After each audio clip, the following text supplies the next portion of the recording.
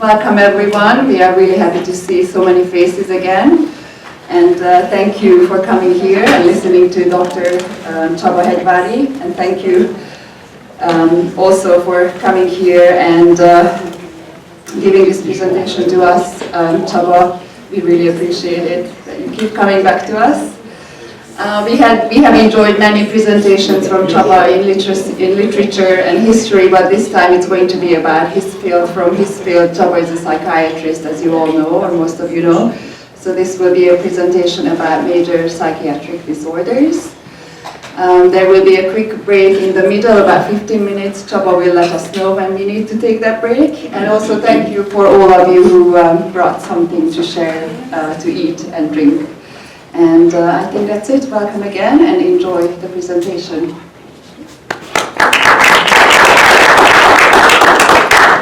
I stand up to greet you. Thank you for coming. But with your kind permission, I sit down. Yeah. Today I will try to keep myself very strictly to script. The textbook of psychiatry, official textbook, is 4,000 pages long. Wow. Today we cover about 3,000. we have to hurry up. Now, so please tell me if you don't hear me, because I neither see nor barely hear myself. So if it's too loud or too silent, just wave your hand and protest. Now, so first of all, as an introduction, psychiatric disorders are brain disorders. In my youth, psychiatry and neurology in Hungary at least were taught simultaneously. You could not be one or the other, you had to be both, which is a very good system. In this country it was split up in the 1940s, but even earlier, and now there is a trend to bring them together again, which is the only sensible thing to do. When we are talking about today about psychiatric disorders, probably one question will be, what is the cause? And the cause we really don't know. These disorders, without exception, have deep genetic roots. But in addition to the genetics, there is what's called epigenetics. This is what happens after we come into this world, for better or worse.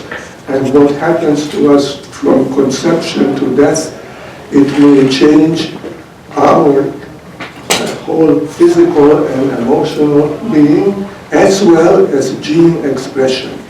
So when we talk about the psychiatric disorders, I will mention how many percentage is genetic, but it's never 100%. This has to be understood, and it's actually a good news that we have some chance of overcoming any genetic deficiency.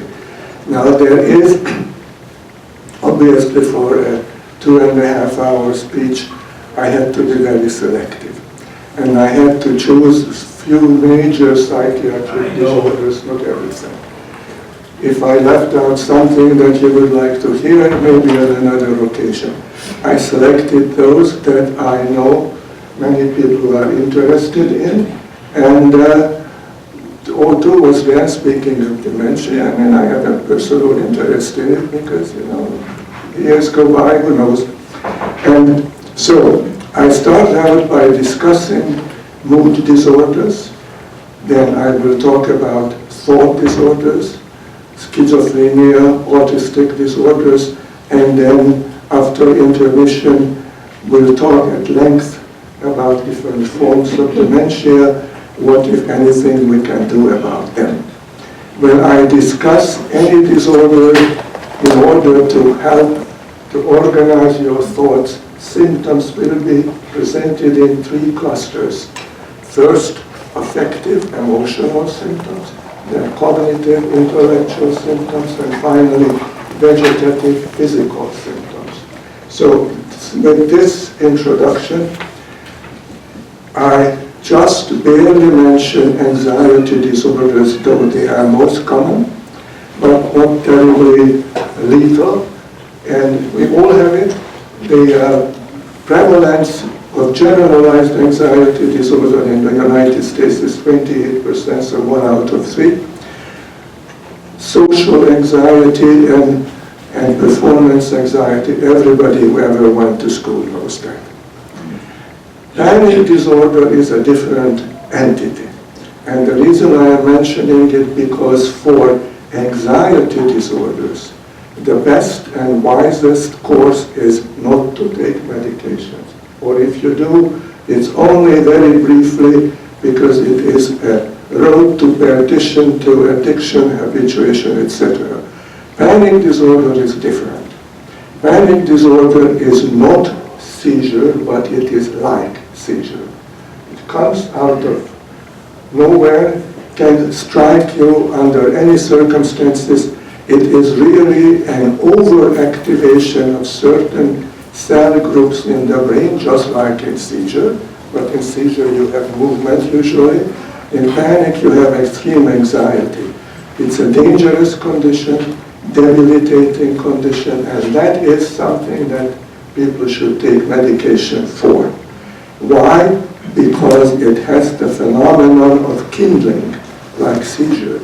If you have it untreated, repeatedly, it comes back more and more frequently and more ferociously. So that is the time when you need an appropriate intervention, but not benzodiazepine, not the varying family, but usually certain forms of antidepressant. Now, I apologize ahead of my talk. I am not going to talk to you about should you take this medicine or that medicine. That would be totally inappropriate on my part.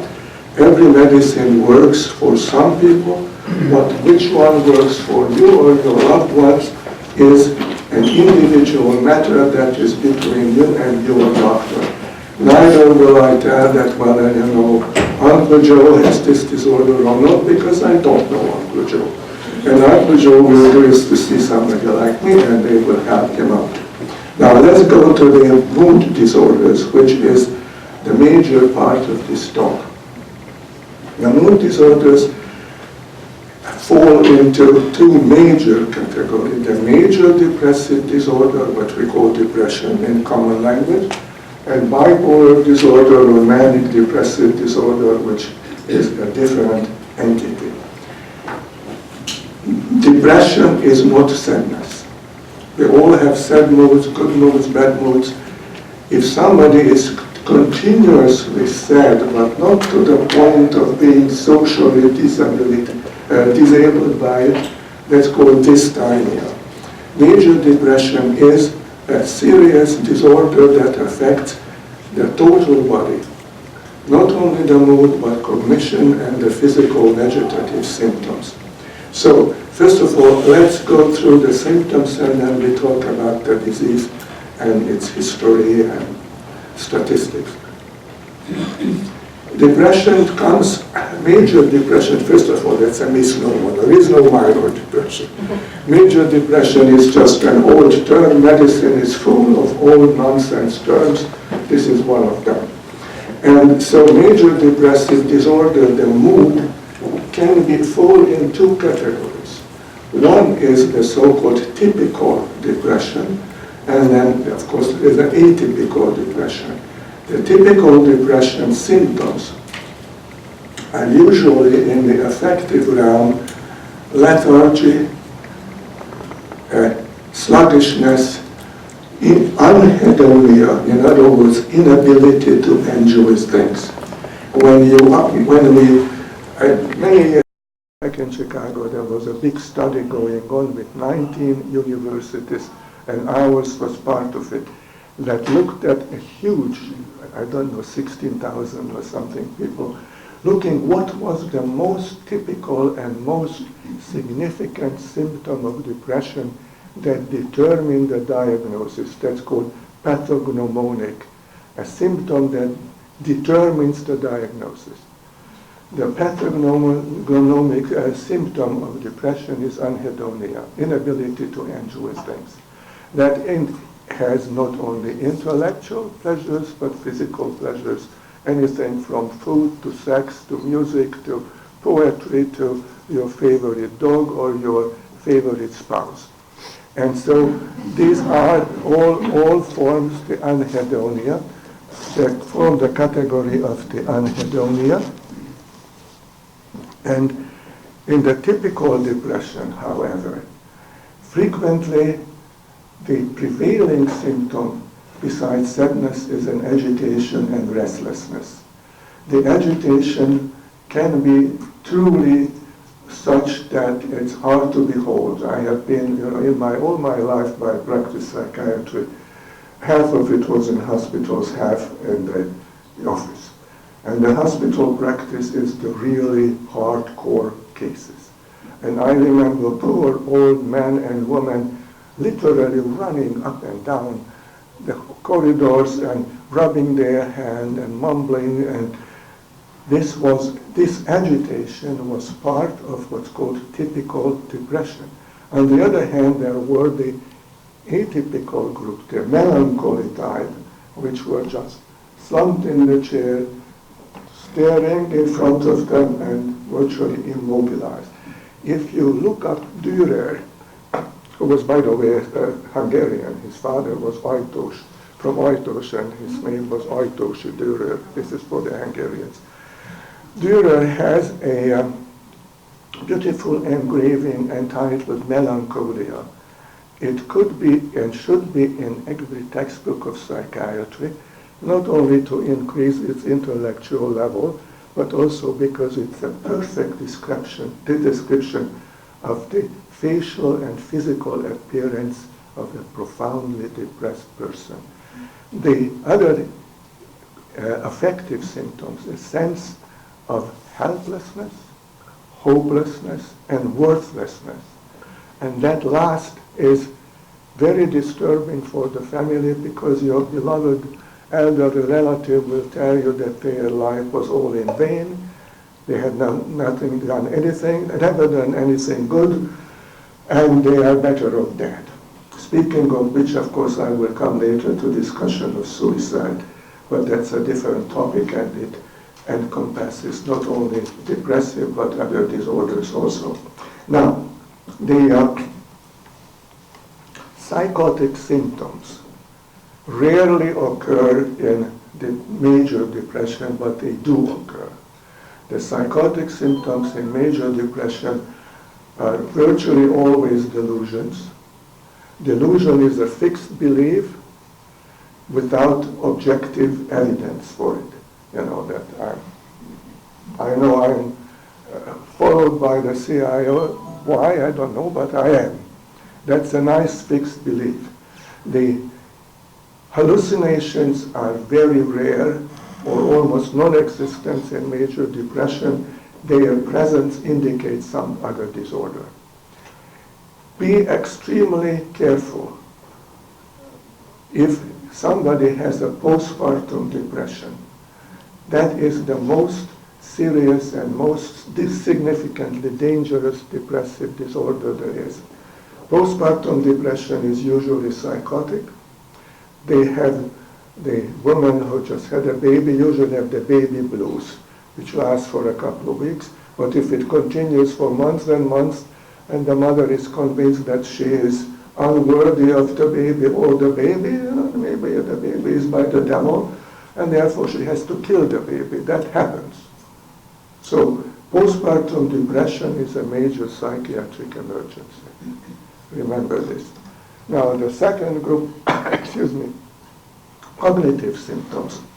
Cognitive symptoms is slowing, slow speech, lack of interest.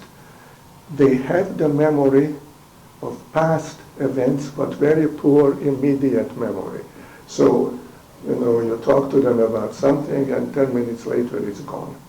Not because the brain is damaged, but because they don't care about it. They don't attend to it. That's the difference between depressive, so-called pseudo-dementia and real dementia. In the real dementia, people want to remember but cannot. And in real dementia, first the immediate memory, later the long-term memory is also impaired. In major depression, it's only the immediate memory. I like to tell this to students and patients that think of memory as a library. There is a librarian who has to go to pick up the volume and bring it to you. The librarian is the immediate memory and attention, which is the librarian is very sluggish in major depression and doesn't move around. In dementia, the librarian is fresh, running around, but there are no books on the shelves. And so that is the big difference. In major depression, the shelves are full of books, but nobody retrieves them. The other aspect of cognitive symptoms is the delusional contents is usually about poverty and about sin. You would not believe it, people are worried about the original sin and what Adam and Eve were supposed to do. I mean, as you know, this was an invention by Irenaeus, who was a bishop of Lyon, Lugdunum, in 140. He is the inventor of the original sin, but may he be forgiven, he is long gone. But the people are worrying about the original sin, believe it or not. The other one is the issue of poverty, issue of disease, but they usually don't worry about death. In fact, they almost desire it. Now, the vegetative, physical symptoms, lack of energy, fatigue, in the typical depression, loss of appetite, significant weight loss. That's the only weight loss cure I know. But it is also loss, of course, of any sexual drive, and no matter what people believe, the contrary, they not only not enjoy sex, but they do not have the physical strength for it. Speaking of physical strength, that also diminishes. Now, what are the probabilities that we get depressed? Lifetime prevalence of depression is between 5 and 10%. A bit more for women than for men. In fact, if you look at the lifespan, up to about age 60, women tend to have more major depressive disorder than men, but at 60, 65, the men shoot up way high and exceed the prevalence of depression in women. In women, there is, of course, depression with the chance for depression with the onset of the menopause. That's a major hormonal change which strikes women lightning fast. Men just sort of fade away, but it happens to men also. Men undergo profound hormonal changes, that's the andropause, and this is in part the reason for the increase in frequency of depression.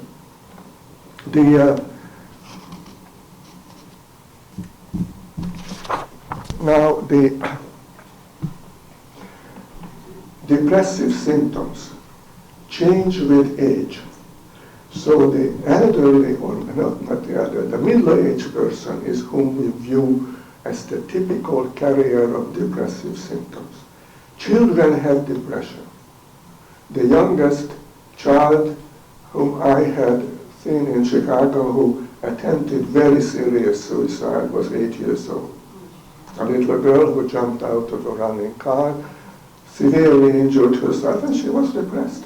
But these children never complain of sadness. They don't cry, they don't complain of hopelessness, helplessness. They are irritable or withdrawn. Teenagers are invariably irritable. If you look at the depression and suicidality in the lifespan, there is a spike of suicides around age 9, 10, mostly in girls, because this is when they are approaching menarche, so before the hormonal changes come with menstruation, menstrual cycles, this is a chance. And there is one in the late teens, early 20s. That's an extremely vulnerable period. And that is what society is, society, it doesn't treat right. You know, we send away the children to college and independence and all kinds of social, intellectual adjustment at the time when they are most vulnerable. Then, in the middle years, the depression is the classical symptoms, as I mentioned, and in later years, in the elderly, again, the depression is more withdrawal, slowness, psychomotor retardation, but not as demonstrative as in the middle years. The elderly tend to be profoundly depressed without complaining about it. And therefore this has to be considered, and remember also that the difference between dementia and pseudo-dementia. Because the elderly, when we grow old, we are expected to be forgetful. And we are, of course, scared that we are becoming demented. But we may be depressed. And depression is responsible for the forgetfulness. In fact, many people, me included, when we see and saw, and all, I don't see patients anymore, when I saw elderly patients who complained of memory loss and the family worried, then during the workup, always the trial of antidepressants was in order, because if the cognitive symptoms were due to depression, that was a way to find it out. That used to be called in the old Latinist days the ex juvantibus diagnosis, and it was diagnosis from what helped. What about the treatment of major depressions? Antidepressants. Antidepressants are effective about 50-60%, not 100%. Antidepressants are somewhat disappointing. I'm not going into the details of it. Just bear in mind that depression is a syndrome, not a single unitary illness with one cause, and there is every reason to believe that the different subgroups respond to different medications. We just don't know yet which medication to start with. There are now genetic tests which more or less predict good response to medications, but they are just in their infancy. What's the ultimate treatment? ECT, electroconvulsive treatment, electroshock treatment. It is shocking to hear, I know it's very scary. It is, however, totally misunderstood. The treatment efficiency is due to the production of seizure. Here is a little historical detour. It started in Hungary, ladies and gentlemen, those who are blessed with Hungarian genes. It was Meduna and Nyírő, two neuropsychiatrists in the early 30s observed that patients who had psychosis, schizophrenia, or depression, and happened to have a seizure disorder, whenever they had a seizure, they got better. So they put two and two together. There were more to it I don't have time to go into. So they started to induce seizure with camphor injections. It worked. It was almost like biblical recovery from miraculous cure. But camphor was very painful, and it was difficult to dose it. Sometimes they gave too little, sometimes they gave too much.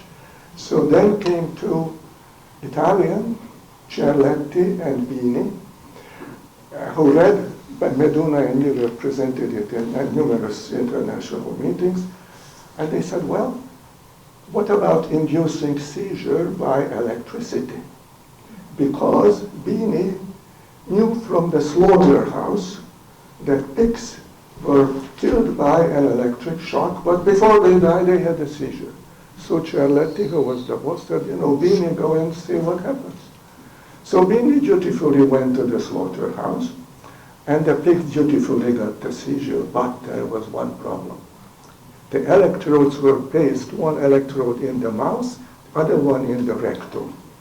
And so Cerletti and Bini immediately thought that the patients would not like this arrangement, so they started to apply the electrodes to the head.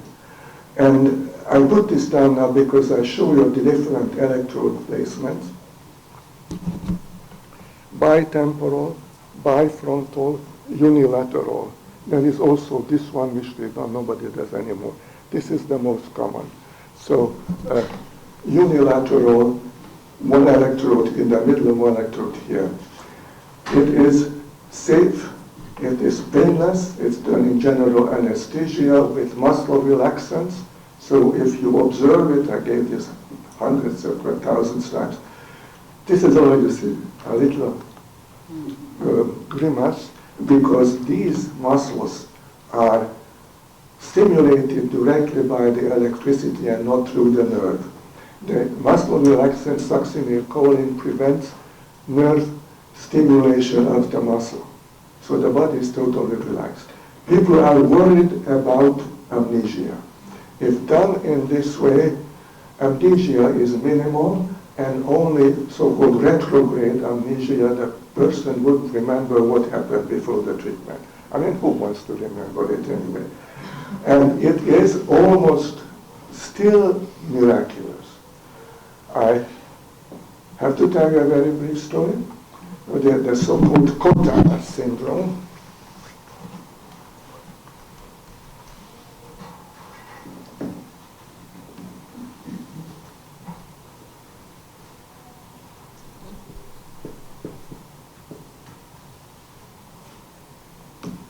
You will see some more names. This is a Frenchman.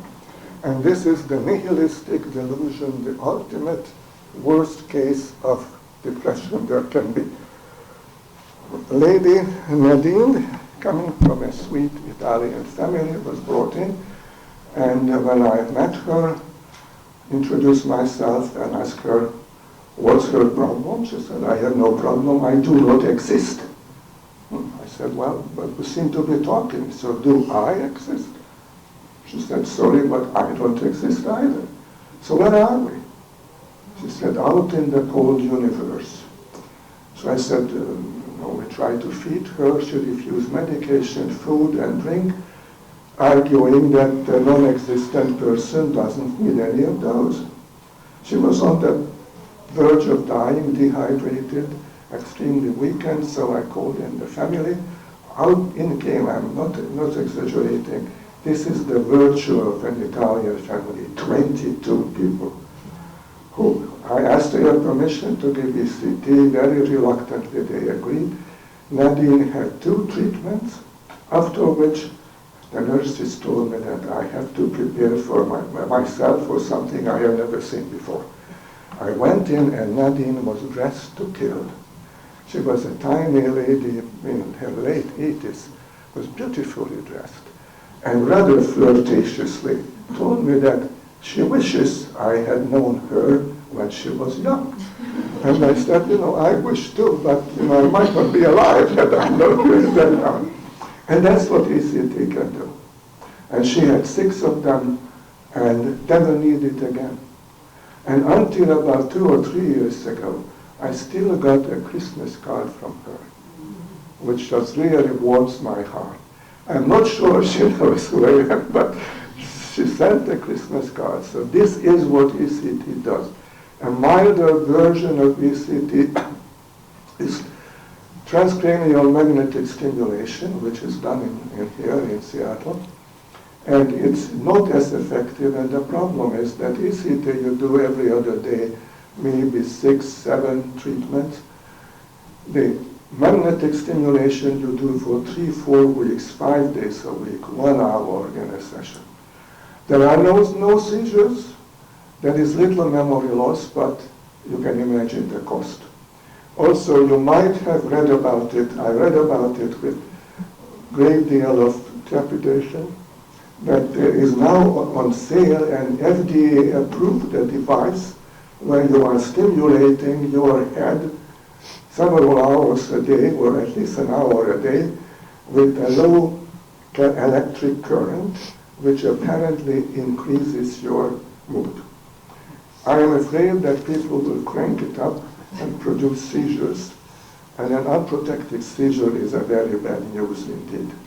So we go next to the second group of these disorders, bipolar or manic depressive disorder. Its prevalence is much less. Worldwide and also in the United States, but it has a very strong genetic component. For major depression, the genetic component is relatively small. If you have a first-degree relative who has a major depression, your chances maybe go up to 20-30%, but not more. If you have a first-degree relative with bipolar disorder, your chances are between 60 and 90%. If you have a monozygotic twin, so that is an identical twin, who is your genetic exact copy, this exact copy, and you have bipolar disorder, the exact copy has a chance again between 60 and 90%. You know, depending which study you read, the average is about 80%. But not 100%, not 100. That's very important because it means that we can do something to delay or prevent the manifestation of the illness. Bipolar disorder probably starts earlier in life. There are, I'm sorry, I hate not to see you, but apologize for hiding here behind the thing. They are probably already in childhood can detect some of these little kids who will become bipolar in time, but it's very difficult to decide, is this just a lively child, a little disorderly child, which is not bad. And the other one, ADHD, attention deficit hyperactivity disorder. ADHD and bipolar disorder overlap in symptoms. But really, the major start of the illness, and remember this because this is true also for schizophrenia, it's the late teens. In the late teens, the nervous system undergoes a major change. Until the late teens, there are enormous number of connections among brain cells. And cell body has as many as 1,500 synapses or contacts on it. And these are pruned, like going out in the garden and cutting of branches. And this pruning takes place in late teens. This pruning is when major psychiatric disorders, bipolar disorder and schizophrenia start. Pruning is also at the time when, all Hungarians beware, it's very difficult to lose your accent in a foreign language. If you come in this country before about age 16, you hear it, you pick it up, and you speak like the natives. After 16, forget it. You could take endless lessons, and still people will say, well, strange, but he's trying. So, the difficulty with diagnosis is in bipolar disorder that it usually starts with depression. So you don't know, is it major depression or is it a bipolar disorder? For the diagnosis of a bipolar disorder, there has to be one documented episode of hypomania or mania. What's the difference? Let's start again with the symptoms. Mood symptoms, both hypomania and mania. Elated, happy mood, like a drug high without a drug. It is usually grandiose. It is expensive. I mean, I don't want to talk about politics, but you have seen lots of examples of this. So expensive mood and cognitively, flight of ideation, loose associations, very rapid shifts in thinking, very creative.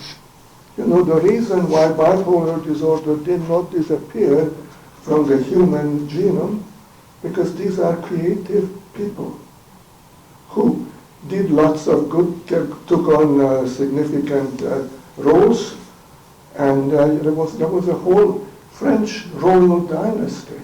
And the Charles VI and 7, Charles VI was raving maniac, murdered some of his closest associates when he was manic. Now, so the flight of ideas, the production of new ideas, and unfortunately delusions. The delusions are usually grandiose, rarely grandiose and delusion and religious, but they do not hallucinate. Hallucination is extremely rare. This hallucination indicates a different disorder. Some people have the opinion is that bipolar disorder and schizophrenia may be on a spectrum. And the mood end of the spectrum is bipolar, the cognitive end of the spectrum is schizophrenia. That's debatable. The vegetative symptoms, excessive energy, no need for sleep. These people literally can go on for days without almost any sleep. Loss of appetite, hypersexual, and, well, tend to be violent. Violence is, however, provoked violence. A sample was here in Seattle. A man, a stocky man, bipolar, when he took his medication, he was working in ordinary jobs and making good living. But then suddenly he started to wear a samurai sword on his back and walked around on Pioneer Square among other samurais, and then he declared that he was the brother of Jesus. And people who did not believe in him, he punched them out. That, of course, ended him in the hospital, and so he and I had sort of a working relationship. And when he was in the hospital, he took his medication, he became perfectly normal, went out, and here is the downfall of bipolar disorder. Once he felt better, we shook hands, he said, "Doctor, you're the greatest doctor, you cured me, I'm not sick anymore, bye-bye, I don't take my medication," which resulted in a relapse. Now, depressive episodes in major depressive disorder average last 6 months, sometimes for years. In bipolar disorder, they are much shorter. The difference between hypomania and mania is duration. Hypomania at least 4 days, mania 7 days plus, and in mania there are psychotic symptoms, impairment, so they cannot work, and have to be hospitalized. These are the hallmarks. Bipolar disorder, unfortunately, also kindles itself, which is to say, if untreated, each episode comes more frequently and much more intensely. Bipolar depression is the worst kind of depression as to suicide, because somebody who is profoundly depressed and sitting and barely able to move, does not have the strength to kill himself. The bipolar depressed, as he's coming out of depression, he still has the bad mood, but now has the energy. In fact, it's a well-known fact in hospital, which makes every psychiatrist, me included, tremble, when somebody who is profoundly depressed starts getting better, and one morning says, "Well, doctor, I am all right now. Thank you, goodbye," because that's almost sure that this person decided to kill himself. And that's why he's so cheerful. No more problem. I found a solution, a permanent solution to an irreversible solution to a reversible problem, which is extremely sad. Now, bipolar disorder is, as I mentioned, more inherited, more cumulative in families, goes through generation, and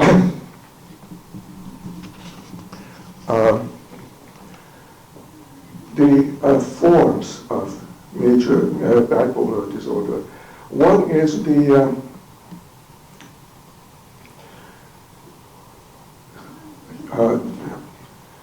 slow cycling and rapid. The other one is the rapid cycling. The slow cycling means that the person has fewer than 4 episodes a year. counting both depression and mania or hypomania. Rapid cycling means more than 4, but there is ultra-rapid cycling, who cycle virtually daily. Now that's an unbearable condition. And the mania is not only a socially embarrassing thing, because they make bad decisions, spend enormous amount of money, for example, but also it has a physical component. The excessive agitation increases body temperature, can cause seizure and death. This is called Bell's malignant mania. Rare, I have seen only one, fortunately. The treatment is ECT, because you don't have time to give medications. And ECT stops this. ECT is magic. Now,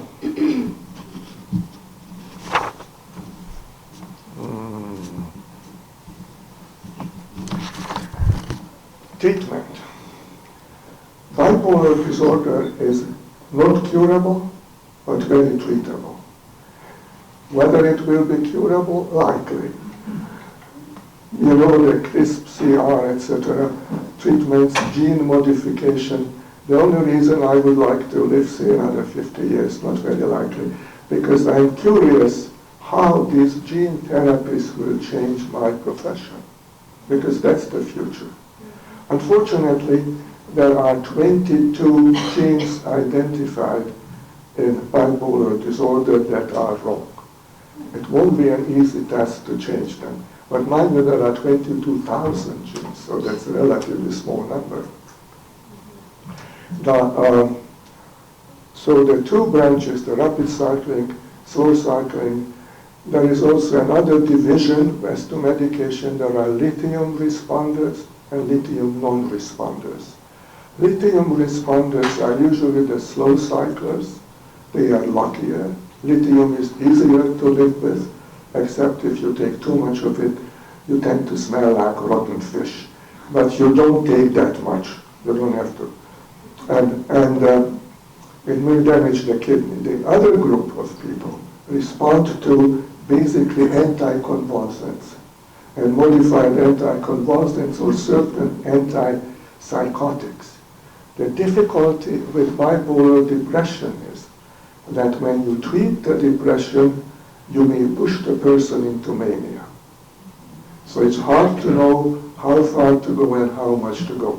One good way to treat bipolar depression when all fails is sleep deprivation. And remember that if you have anybody close to you who is bipolar, they must sleep. If they are sleep deprived, it destabilizes the illness and they tend to go high. So the list of outstanding people who were bipolar is endless.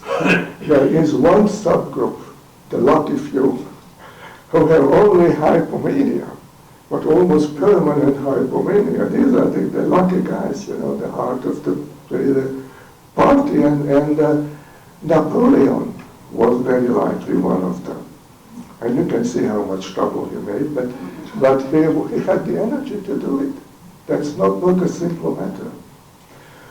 So let's leave now the mood disorders and let's go to thought disorders. The most significant and best known primary thought disorder is schizophrenia. This is again a bad name. It was coined by German psychiatrist Bleuler, who used the Greek word schizein to split, and phren, which is the soul. The diaphragm that moves up and down was, according to the Greeks, the seat of the soul. In Greek medicine, the function of the brain was to produce a fluid that came down through the nose to cool the nose. But the soul was the diaphragm. Now, I have seen people whose brain would probably serve that purpose only, but that doesn't validate the Greek medicine. So schizophrenia is split soul. It is not, but never mind. The schizophrenia is a classically neurodegenerative disorder, early onset. In fact, when it was first described by Emil Kraepelin, who is the great-great-father of modern psychiatry, not Freud. Kraepelin, he called it dementia precox, too early dementia, because schizophrenia is indeed a neurodegenerative, dementive illness. The course of bipolar disorder is usually you have an episode and you have all that, but you come back pretty much to the baseline. There is not much decline with time. In schizophrenia, it's unfortunately a decline with time. Schizophrenia also starts at this vulnerable age of late adulthood, late adolescence, so late teens, early 20s. Nobody knows what triggers this abnormal pruning of the neurons, but also at this stage there is a migration of nerve cells from deeper layers of the gray matter. The gray matter has 6 layers, by the way.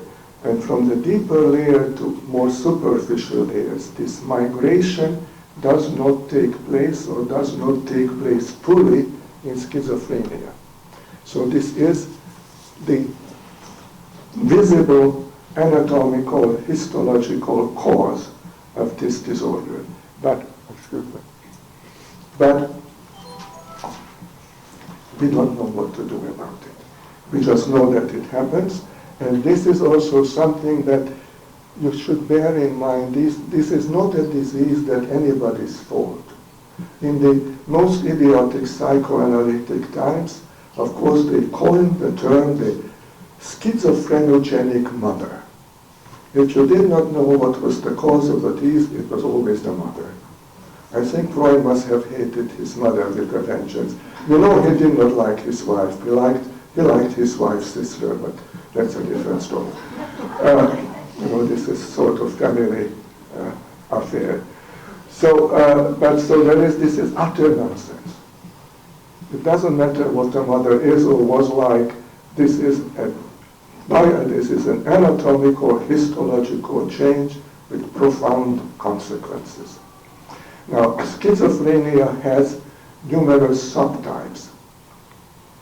The most common subtype is paranoid. Everybody knows what paranoia is. It's delusions of usually persecution, again, religion, and lots of bizarre mythical things that, in fact, cast light on some of the beginning of human myth, tens of thousands of years ago, as it were to resurface in this illness. In this country, I have mostly seen paranoid schizophrenics. In schizophrenia, besides the delusion that is the fixed beliefs, there are hallucinations. Hallucination is a sensory experience without an outside cause. So somebody hears things when there is nobody else can hear it, or sees things that are invisible to all others. There are as many hallucinations as there are sense organs. People mostly know about auditory hallucinations, hearing voices, visual hallucinations, seeing things, but the most frequent hallucinations are olfactory, smells, tastes. You know, the psychiatric unit, particularly old Hungary, this was always, people ran, grabbed the students, come on, mythical eating took place. I said, oh Jesus, what is that? A patient announced that he just ate his father and still tastes the father in his mouth. But it's a hallucination, of course. So there are kinesthetic hallucinations when people feel their limbs moving when it doesn't.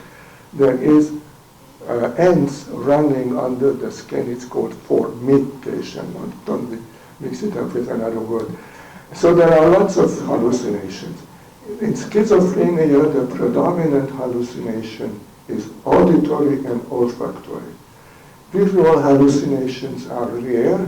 and most commonly a sign of some other illness or drug use. Schizophrenics don't use drugs much more than other people. Bipolars tend to. Just because, when they are high, they use more drugs. If it's this high, is not that high, maybe better.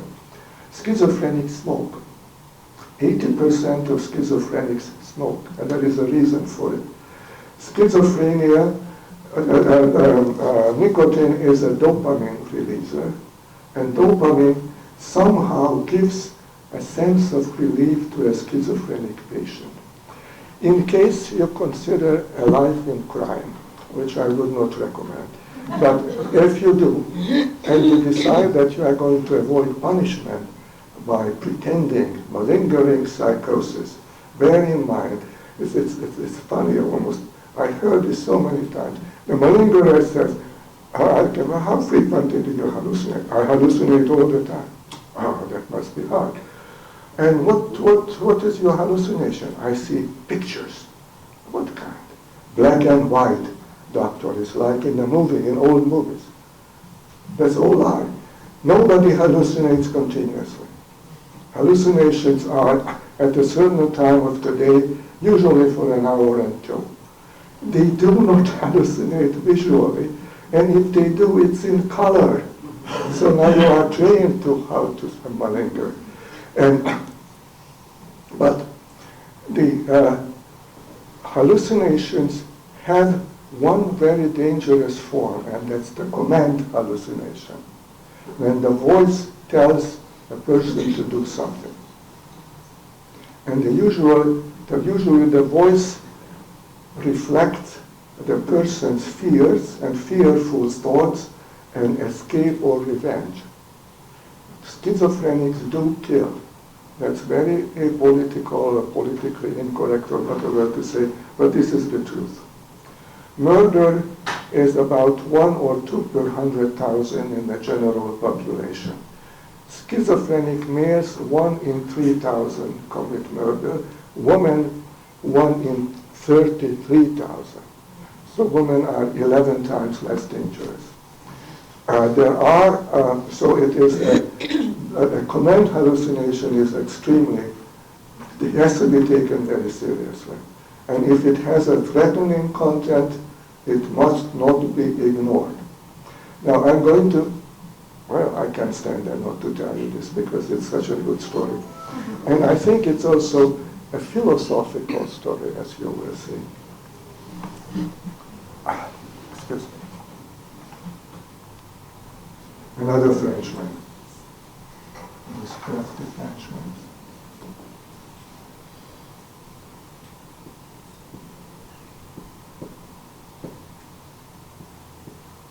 Capgras. Now he pronounced his name Capgras, but in this country it's called Capgras syndrome. This is the syndrome of the impostor syndrome. And you have probably heard that sweet Michelle Obama said that she felt like an impostor, and they called it impostor syndrome, and half a dozen mindless Hollywood people immediately joined in. That's not true. They didn't know what they were talking about. Capgras syndrome is the syndrome in which a person sees a familiar face, knows the person, but thinks it is somebody else. So if I were looking at my wife, Sue, and I would say, she looks just like my wife, but she is not my wife, she is an impostor. They would say, well, it's funny, but, I cannot say this story. This goes back to Greek mythology of Amphitryon, maybe another time. But here is a case, a very serious case, which tells you how seriously one has to take this symptom and how important language is. I'm not going to use the real name, though it was all over the press. It happened 3 years ago in Tacoma. Young man, Jonathan, age 23, was diagnosed with schizophrenia at around age 18, had extremely severe episodes of psychosis, too many to enumerate. Last time in 2010, he was in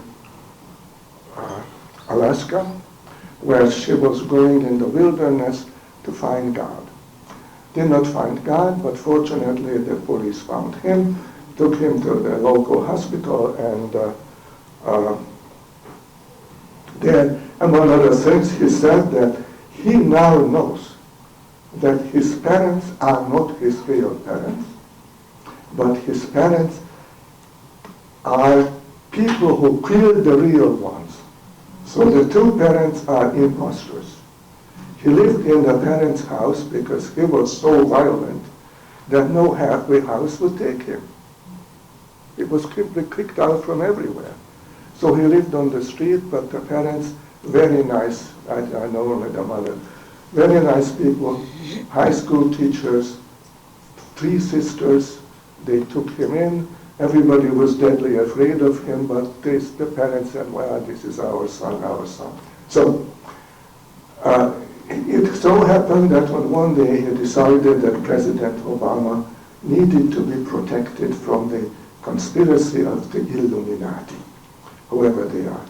So he went to a Jeep dealership, got into a car and started to drive away. The salesman said, stop it, stepped in front of him, so he tried to run over the salesman, who with small injuries survived. So Jonathan kept driving to Washington to warn the president, was apprehended, was a big car crash, etc., taken to a major hospital in the area that should remain unnamed, where they tried to restore him to stand trial. They couldn't. His psychosis was untreatable. So after a year and a half of this, they discharged him, which is unbelievable. But what's more unbelievable, they lowered his medication dose to half what he was given in the hospital, even though the dose did not work in the hospital. So, and now comes the Campbell syndrome. At discharge, they asked him that, Jonathan, do you want to kill your parents? He said, oh no, I don't. You see the fine point? He was right. He did not want to kill his parents because they were dead already. He wanted to kill the imposters. So he went home. After a couple of, I don't know how many weeks or months, the mother, for her good luck, took her own mother to Europe on a bucket list trip. And so in the middle of the night, Jonathan on the 3rd floor, father on the 2nd floor, sister on the 1st floor.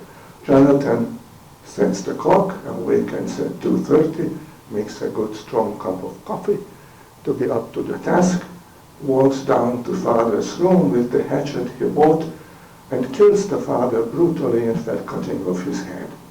Then after this struggle and screaming, etc., of course the sister knows that this is Armageddon, and Jonathan walks down, dripping blood, and the sister begs him not to kill her.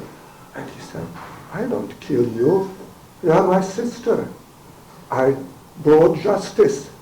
I killed the murderer of our parents. And asked the sister to come with him to the police on this victory parade. And he went to the police and explained to them that he did justice. When the police thought differently. There was a criminal trial, of course, where he was acquitted, not guilty for reason of insanity. I was retained as a witness in the civil trial, but here comes the how incredible ingrained this delusion is. 2 years after the murder, the mother, I mean, you can imagine what happened to the family. You can't imagine, I can't. But so anyhow, the mother went to the hospital, where in this forensic blocked unit, it's a fortress, went to visit her son, because he was still her son. So he walked in with the guard and looked at the mother and turned to the guard and said, these are the people who impersonate my parents. So, actually, when I had to review over 6,000 pages, which read like a poorly written Dostoevsky novel. Believe me, it was an emotionally wrenching but very interesting experience. But it also awakened in me, essentially it awakens you the awe for the language. How powerful the language, how powerful words are, and how careful we have to be with them. Now, so much for the krimi. And so the delusions and command hallucinations are extremely serious. Vegetative symptoms, usually low energy. These are not hyper-energetic. These are low energy, withdrawn people. There are lots of so-called negative symptoms, which is abolition, inability to make decisions, low motivation, apathy, abulia, which is a fancy word for inability to make right decisions. And the lifespan is seriously affected by this illness. So this is not only an illness of the brain, this is the illness of the whole body. Schizophrenic woman's lifespan is 15 years shorter than the average, and men's by 25 years. It's not clear why. Suicide rate is very high among them, higher than in major depression, but not extreme. So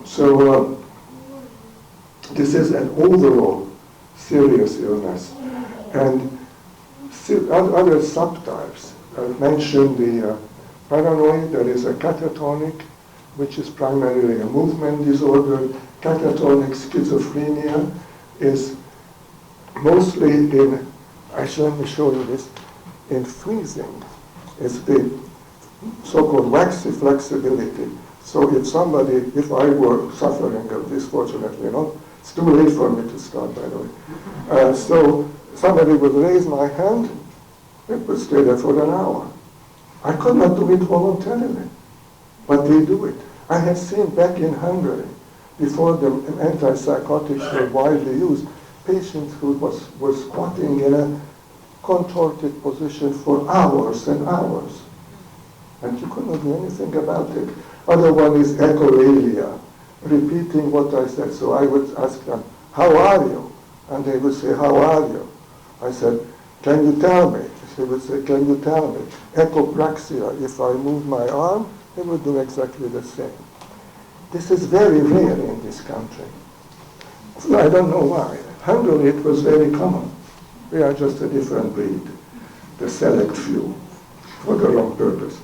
There are also hebephrenic schizophrenia, which is a childish behavior. Generally speaking, the essential part is the neurodegenerative aspect of the disease and the progressive form of the disease, namely progressive decline. Treatment. Schizophrenia is very treatable, not curable. It's very treatable. But, again, compliance is the problem. The antipsychotics are not pleasant medications to take. I had lots of schizophrenic patients, and I made it a rule after some disappointments. I told them, I treat you, I stay with you through thick and thin, whether you pay or not. In fact, most never paid a penny, but that's a different story. But you have to take injections. I don't trust you to take pills. I know you will tell me you will do so, and I know you won't. So you have to come for depot injections, which either once a month or twice a month, and then at least there was a baseline control of the illness. If you leave oral medications to be taken several times a day, these are very impaired people. How would they remember it, even if they want it? So treatment is, at the moment, this is the best form of it. There were times, and these are things of psychosurgery, which was a crime, but the depot injections work very well. They are not painful, and It keeps their life normal. I had lots of patients who worked, had simple little jobs, were very proud of it. They came to me, we were discussing it, and I praised them lavishly because indeed for them to do a little job was much harder than for me to do a much bigger job. Now, I think it's time for us for 10 minutes, and please don't do it too long because I have not more to say. If you are interested in it, if not, we'll just go home.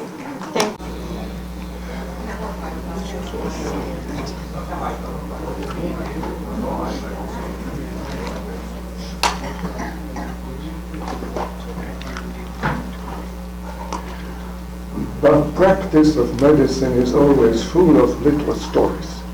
And I thought to warm up after this, while you are digesting cheesecake and other things, I will tell you a sweet little story that I really greatly enjoyed in my own practice. And that's it's still belonging to schizophrenia. In reminiscence of Romeo and Juliet, let's call her Juliet. You will see the reason. So Juliet was a young woman of late 20s when she traveled to Canada, got off the airplane. There was an elderly couple sitting at the airport. She ran to them, fell on her knees, and told them that I am here to marry your son, and I'm so happy to meet you. And the elderly were, of course, scared out of their wits, because it's a rather surprising announcement, particularly because they did not have a son. And they tried to explain to Juliet that we don't have a son. And she said, oh, he is shy, I knew he is hiding, you're hiding him. But just tell him to come out of his hole, and here I am to marry him. And she insisted.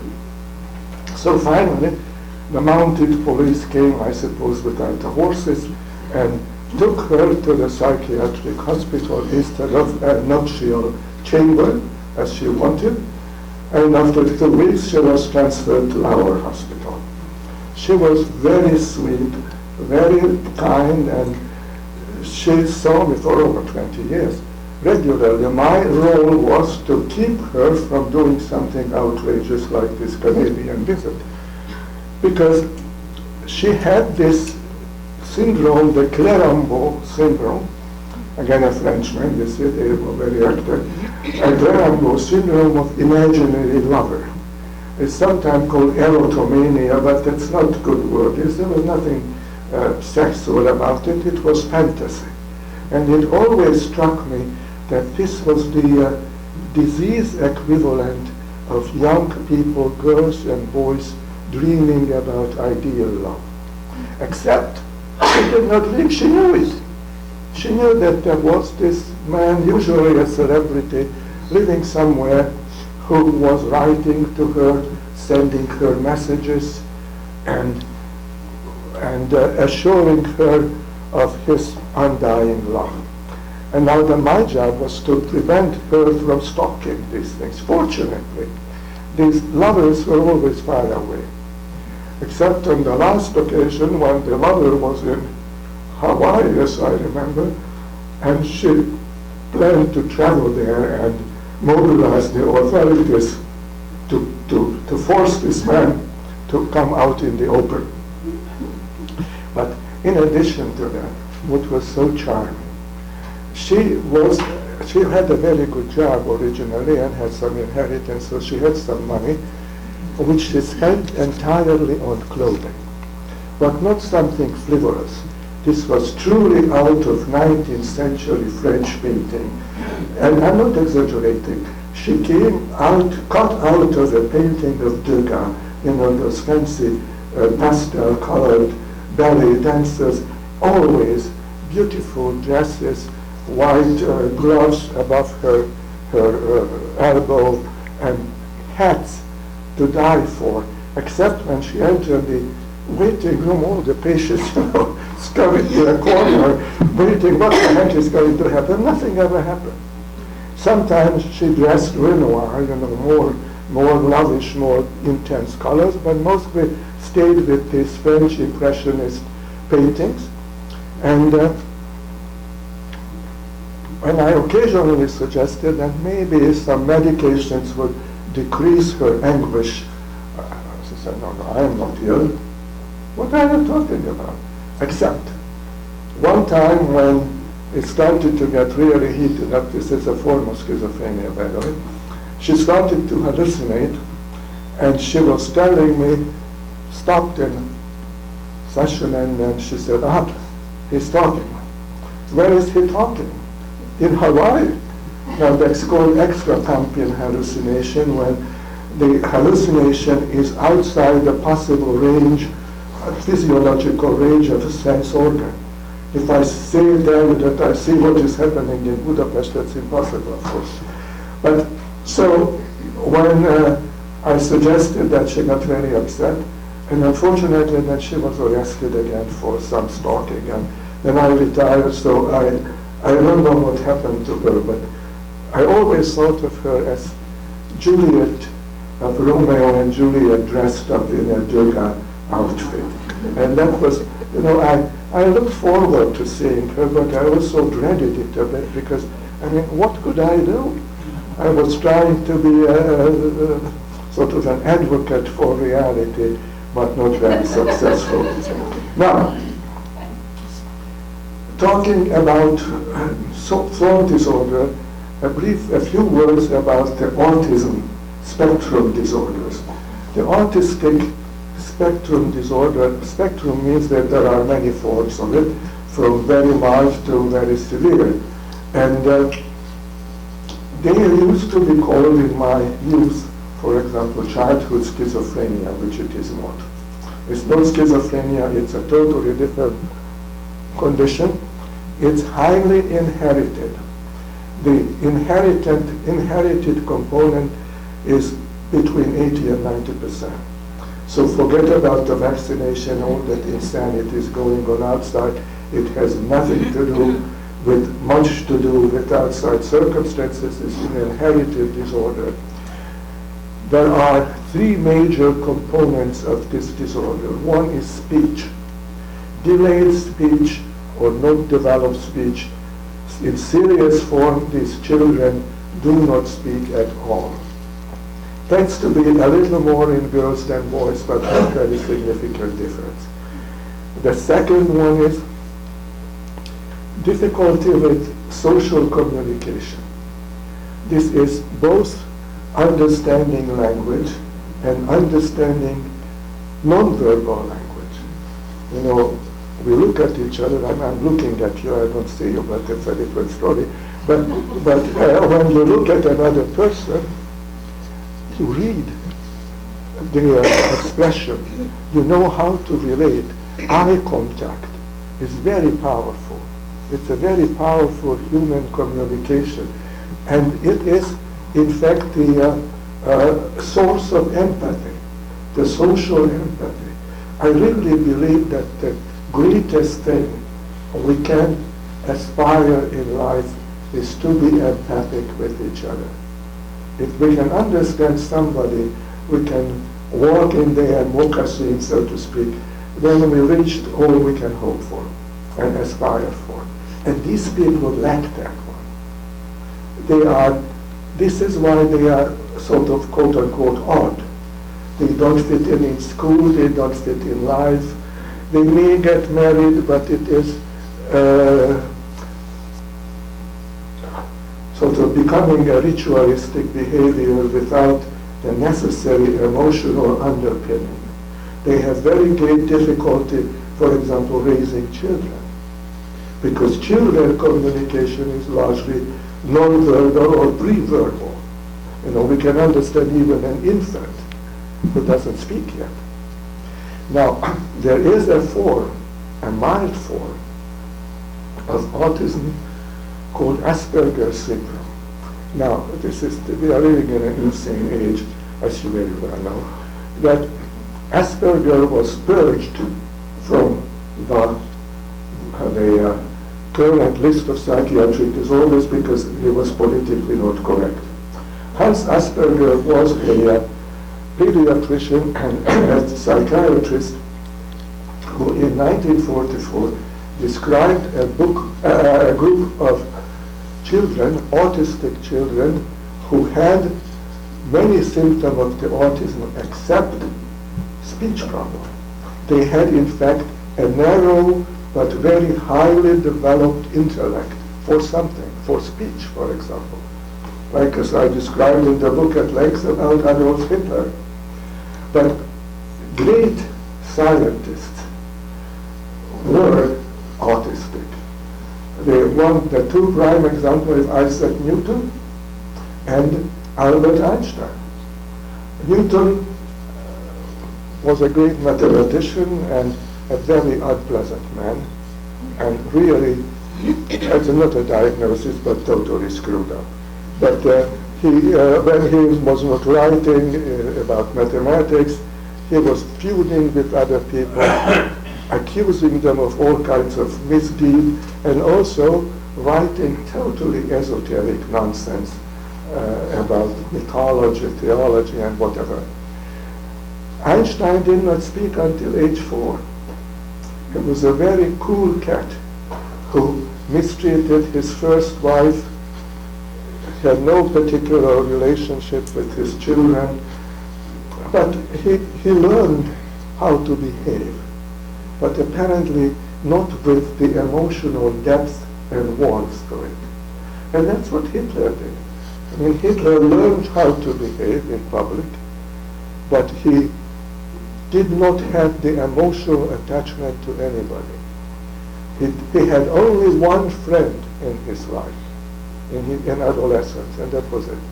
So, but the Asperger called the exceptionally talented children the little professors.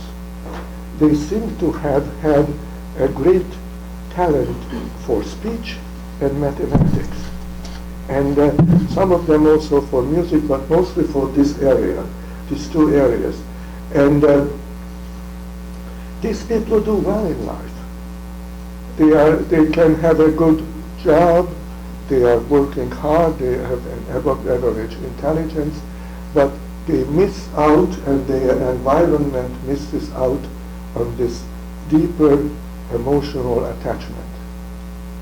And that is a neurobiological phenomenon. It's not something that they can do about. Now, you know about the Sandy Hill massacre, which was an autistic child, what was his name, Lanza or something, who murdered those 26 people. Now, he was at the extreme of autism, but he was also quite intelligent. Also, you know about the idiot savant, the wise idiots who are talented in something, but at the same time lack almost no talent in others. Usually painting or arts are the forte of these people, and I will come to it later in the discussion of dementia. Now, one final, I don't do justice to the very serious topic, but let me talk about suicide, sad topic. First of all, suicide is not, of course, not a diagnosis, it's not a disease. It's the outcome of many psychiatric disorders. The most serious psychiatric disorder that leads to suicide are the mood disorders, but they are hand in hand with schizophrenia. We don't hear so much about schizophrenics because they are isolated, they are in a way unfortunate outcasts. Few people know them, even fewer people care about them. The highest suicide rate is, however, among transgenders. It's 50%, 50. And we cannot predict suicide, but we know suicide risk factors. What are the risk factors? Gender. Women are more likely to attempt suicide than men. 5 times more likely. men are 3 times more likely to succeed. There is a debate. I never liked this idea that, we say, oh, well, it wasn't suicide because he didn't die. It was a suicide. The point is not whether they did the physical harm. The point is that they crossed that emotional barrier that keeps us alive. We respect and love our life with all shortcomings. And I love to live. I'm very happy about it, even though I don't see well, don't hear well.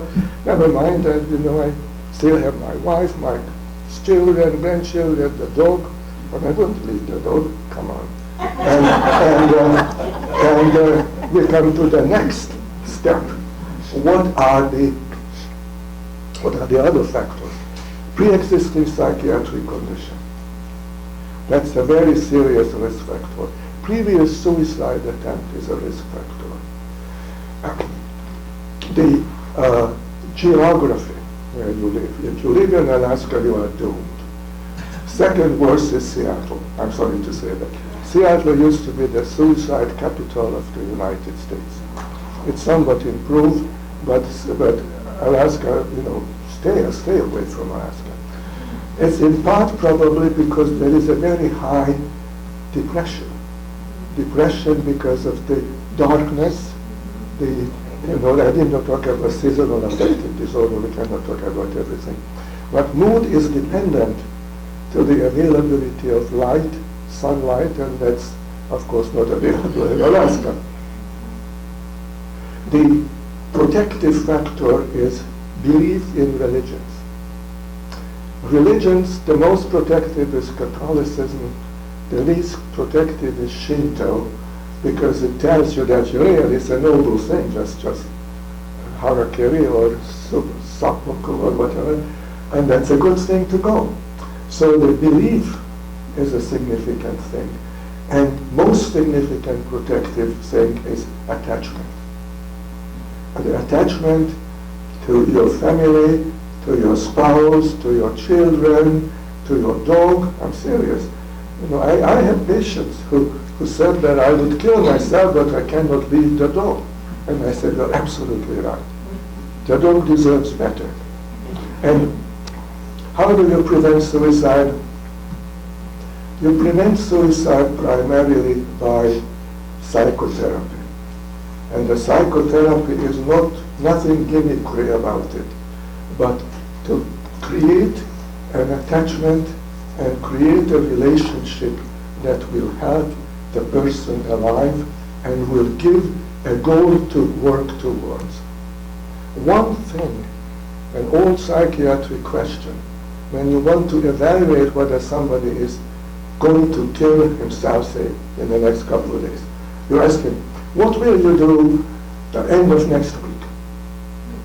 And if he cannot answer, there is trouble. But if he said, oh yeah, we are planning this outing to whatever, hiking in the Cascades, that's a good sign. But if there is no future orientation, that is a major sign of impending doom. Also be very careful because, if somebody is suicidal, you cannot really prevent it. You cannot put them in the hospital, keep them there forever. If they are really determined, they will do it. And we unfortunately have to resign ourselves to it. It is a sad thing, but we have limitations as human beings. And the medical training does not alleviate that problem. There are a few medications that tend to decrease suicidal risk. In bipolar disorder, it's lithium. There had been a very long study done in Europe, and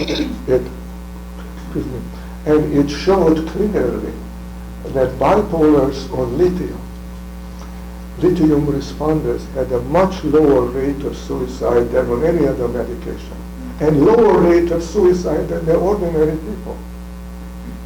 In schizophrenia, there is an extremely expensive and rather nasty antipsychotic clozapine or clozaril, which prevents suicide. Now you probably heard that there are newer attempts to treat depression very rapidly to prevent suicide. If somebody is depressed and suicidal, I still would say that the good old ECT is the safest way to bring them out of the depression and possibly prevent suicide. Suicide is, in a way, a sad story for psychiatrists because suicide rate is about, in the United States, used to be 11 per 100,000. It went up to 13 to 100,000. And it did not change in the last century. Even though medications came aboard, new form of psychotherapy, and yet suicide did not change. And nobody knows why, but this is truly a unsolved dilemma. And I believe that the excuse me, only thing you can do, and only thing we all can do, is to build strong emotional attachment, strong relationships that help people to see that they should not seek an irreversible solution to a reversible problem. And if you can get across that to them, and if you can build a trusting, reasonable relationship with people, then you are safe. Now there is a condition called suicidal gestures, which I don't like the word since gestures sometimes succeed, That's the people who take, teenager who takes 3 aspirin and declares that he's going to die of a broken heart. Well, they won't die, but that's more of a, the cry for help and pay attention to me. Then there are the borderline personality disorder people who regularly, weekly come to the emergency room, slashed wrist, carefully slashed so it would not bleed much, but dripping little blood, and they would be admitted for a while, and that would be it. That's we have to live with, and that's just how it is, and they are very unhappy people who need attention, and they don't know any other way than to pretend that they are about to die. Now, a more cheerful subject, let's talk about dementia.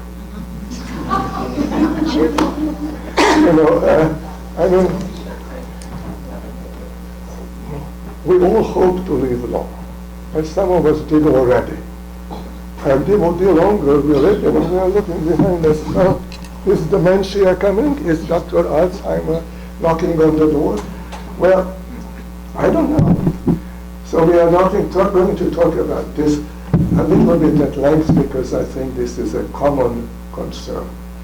And even if you are young, you hope to become old someday, and you would like to prevent this scourge of mankind.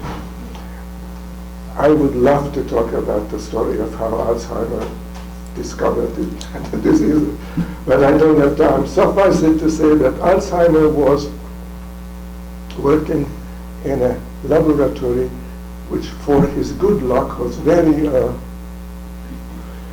medically oriented in the 1890s. And there one day, they brought in a German Hausfrau, Auguste Dieter, I can say her name, no secret anyone, it's all over in the literature, who was in her mid-40s and started to behave strangely lately. Imagine a German housewife who did not cook dinner, and she did not. She did not keep house. She started to walk around at night, tearing down the curtains and screaming and hallucinating, and her good-willing and simple husband brought her to this asylum where they could not do anything. And Dr. Alzheimer, Alois Alzheimer, who was then a chief assistant, took her as a patient, stayed with her through thick and thin until 1900. He was transferred to Munich, to the Institute of the great Kraepelin, who was the father of psychiatry in those days. Great promotion, and Augusta did not know him anymore, and she died. But because everybody knew that how much he cared for Augusta, they sent him her brain. And examining her brain macroscopically, he found great atrophy, thinning of the lobes, the sulcus, the sulci among the lobes were very wide, the gray matter was very thin, and he discovered, under microscope, using the staining of, I will do lots of things, even though I probably don't see what I'm doing. I would like you to.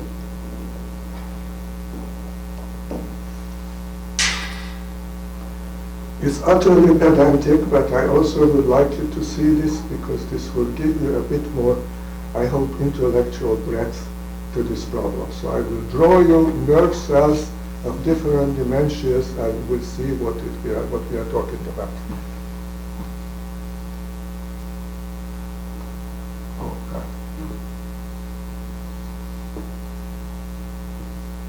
So let us suppose that this is a neuron. This is the axon, this is the cell body. So what Alzheimer discovered that there were plaques here outside the cell, and there were tangles inside, which he called neurofibrillary tangles, and this was a clump of proteinaceous tissue, and now we know that the tangle is a tau protein, tau, and this one is amyloid beta, which is also a, I cannot see it, I'm sorry.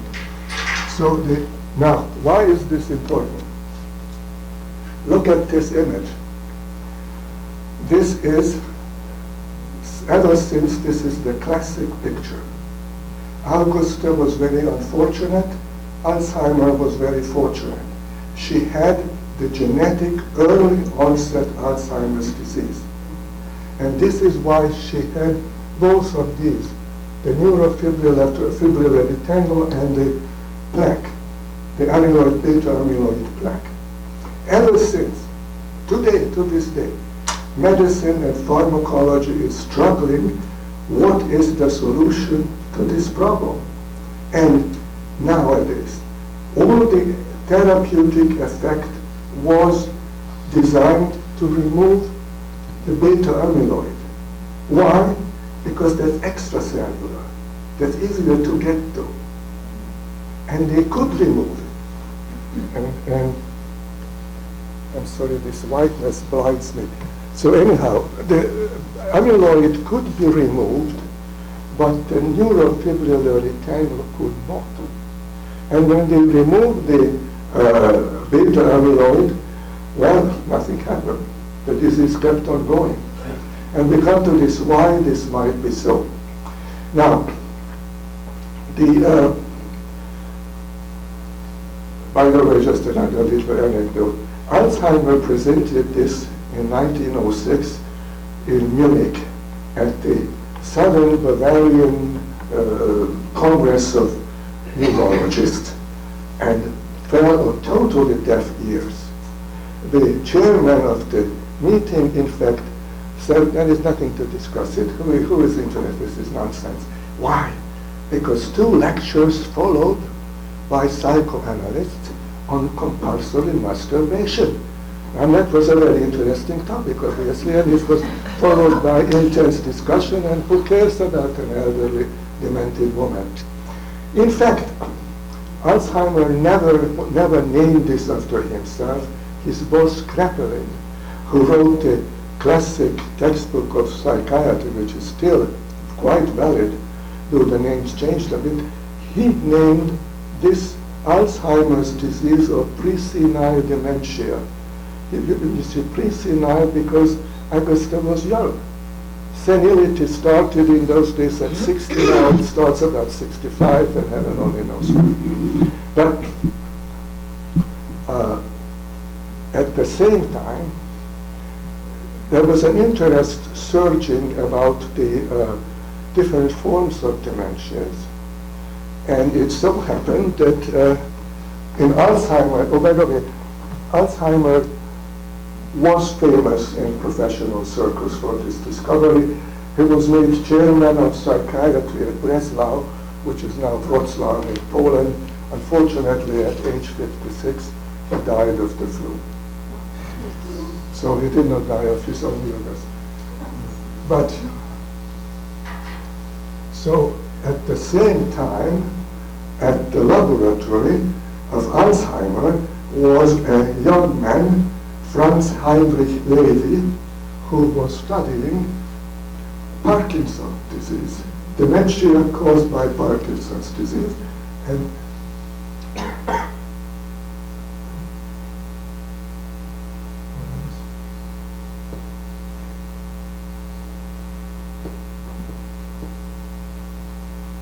he described the Lewy bodies, the Lewy body dementia. The Lewy body is an intercellular structure, which I don't have red color because it's an eosinophil. And the Lewy body that forms inside is a different protein. And yet it causes just the same, a form of dementia. Now, let's talk a little bit, there will be more dementias, I promise you, but let's talk about the big question of Alzheimer's. Why do we talk so much about Alzheimer's disease? That's the most frequent form of dementia. 80% of all dementias are Alzheimer's. The saying used to be, even 20, 30 years ago, that Alzheimer's disease is a diagnosis by pathologists. And the saying used to be that psychiatrists know nothing, do nothing. Internists know everything, do nothing. Pathologists know everything, but it's too late. And that's the truth about the Alzheimer's diagnosis. But now, there is a way to diagnose Alzheimer while we are alive. The original observation is, and the original test, easiest, is psychological testing. The mini-mental status examination, which has 30 items, and if you score 22 or below, you are in trouble. There is far more elaborate tests, which I don't go into. Every morning I am asking myself, do I still remember the MMSA? And I still do, but that's cheating. But the real diagnosis is you can diagnose breakdown products of the tau protein and amyloid in the cerebrospinal fluid. Now, people usually are not enthusiastic to have a spinal tap, but there is another non-invasive but very expensive method. There are radioligands. These are chemicals that bind to the the beta amyloid, and become visible on a positron emission tomography, a PET scan. That is really very indicative of the diagnosis. But for the diagnosis of Alzheimer's disease, you have to have two things: atrophy of the cerebral cortex and presence of amyloid plaques. You cannot show tau proteins, unfortunately.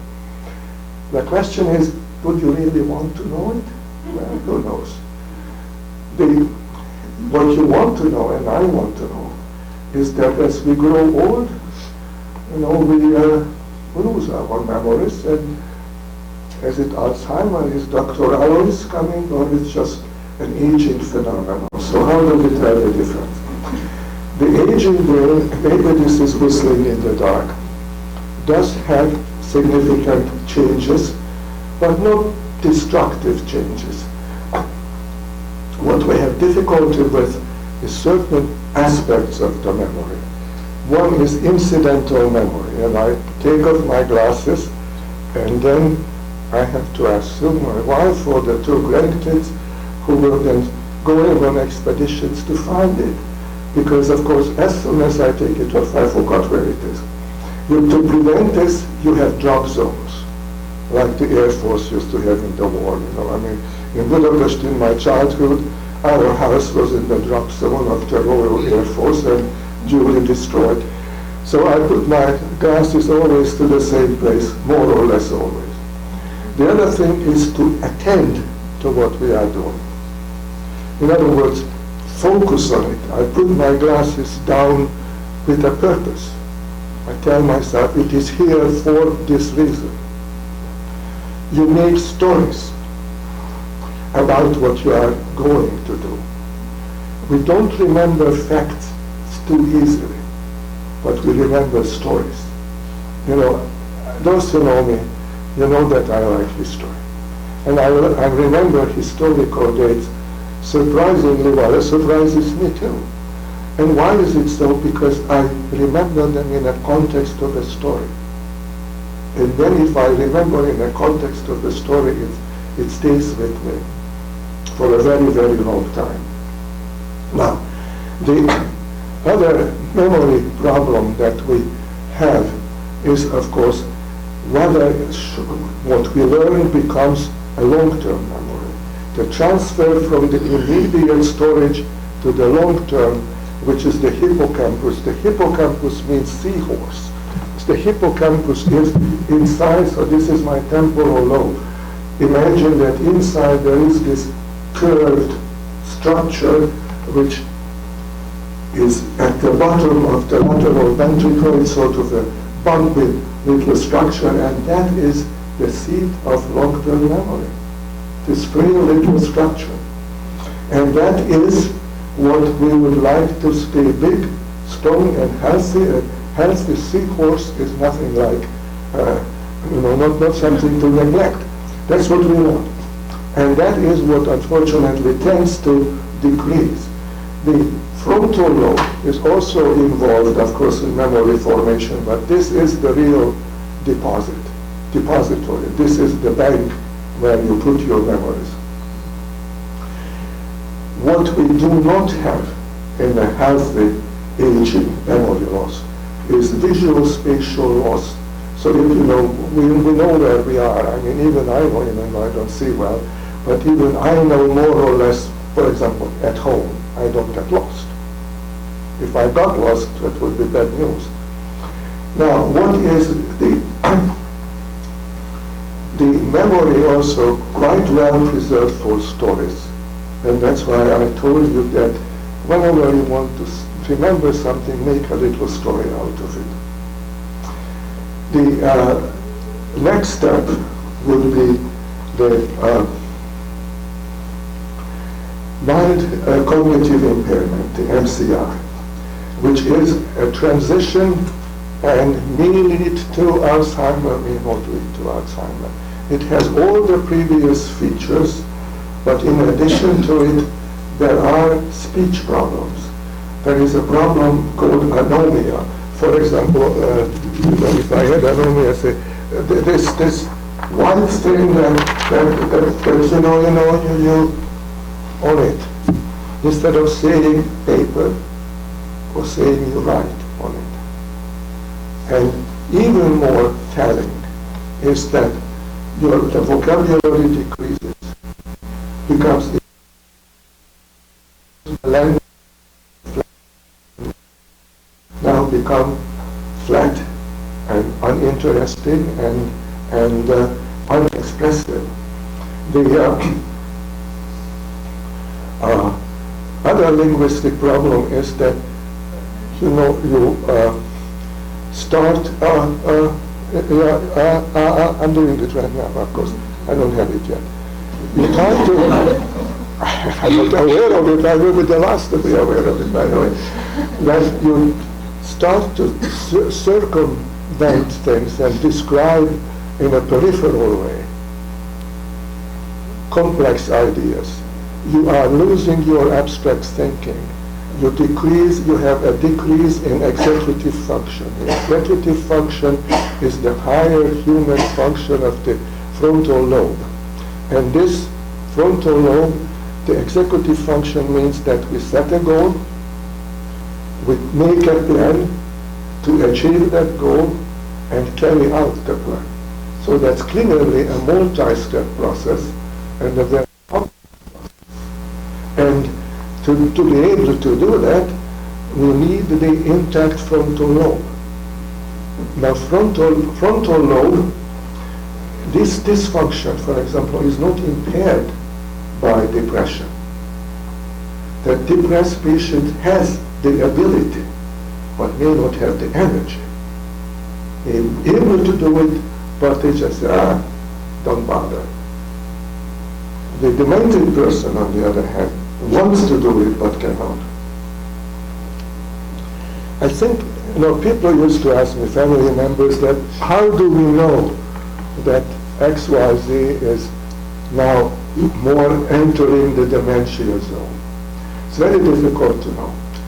The insurance companies are not enthusiastic to fork out a couple $1,000 for a PET scan.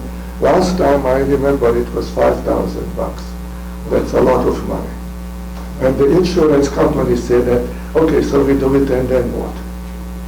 So they don't do it. But we have some clinical signs that would be alarming. One clinical sign is the impairment of visual spatial memory. This is to say that people go for a walk, stop on a street corner, and they don't have the faintest idea how to get home. And that is a very dangerous thing for a demented person. This is how they get injured. This is how they get lost. Every year there are old people found frozen to death or starved to death or lost somewhere because they cannot remember, they don't have a visual map of where they are going. As long as we can map our position in our environment, that's a pretty good thing. But when we cannot map it, then trouble is beginning. Now, the personality tend to change. Mostly at the beginning, people retain all the social graces. In fact, amazingly. One of the most heartwarming at the same time sort of very sad scenes that I have seen so many times on units, when, say, two elderly ladies sit in the afternoon eating or sipping something and having a conversation with each other. The conversation makes absolutely no sense. It's literally a nonsense talk. And they nod and they have a very good time because the language is gone, but the non-lingual empathy remains. So they understand each other without words because the words are meaningless. Now, men are a different species, I must say. The demented man tends to be impulsive and aggressive. In fact, bizarre things. At one time I was on an Alzheimer unit for half a year, and there were these alpha males, totally demented people who collected the elderly ladies as their group, their harem, as it were, not sexual, of course, nobody. They couldn't know what sex is if they Googled it, but they fought each other. One man fought the other. Some of them fought in wheelchairs. And that is a disinhibition reaction on their part. So you have to be very careful about it. Finally, the language may disappear. At the very end stage, people may become mute. They don't understand language, they don't speak or use very few words. Interestingly enough, there is a disinhibition of the language. And the demented person starts, very proper ladies, start speaking obscenities. When I came in this country, I did not know some of those words. And I was, oh my goodness, what is this? I had to ask the nurses, would you please explain to me what is this? And they sort of sheepishly said, this is what it is, but don't say it to anybody. So I kept their advice. And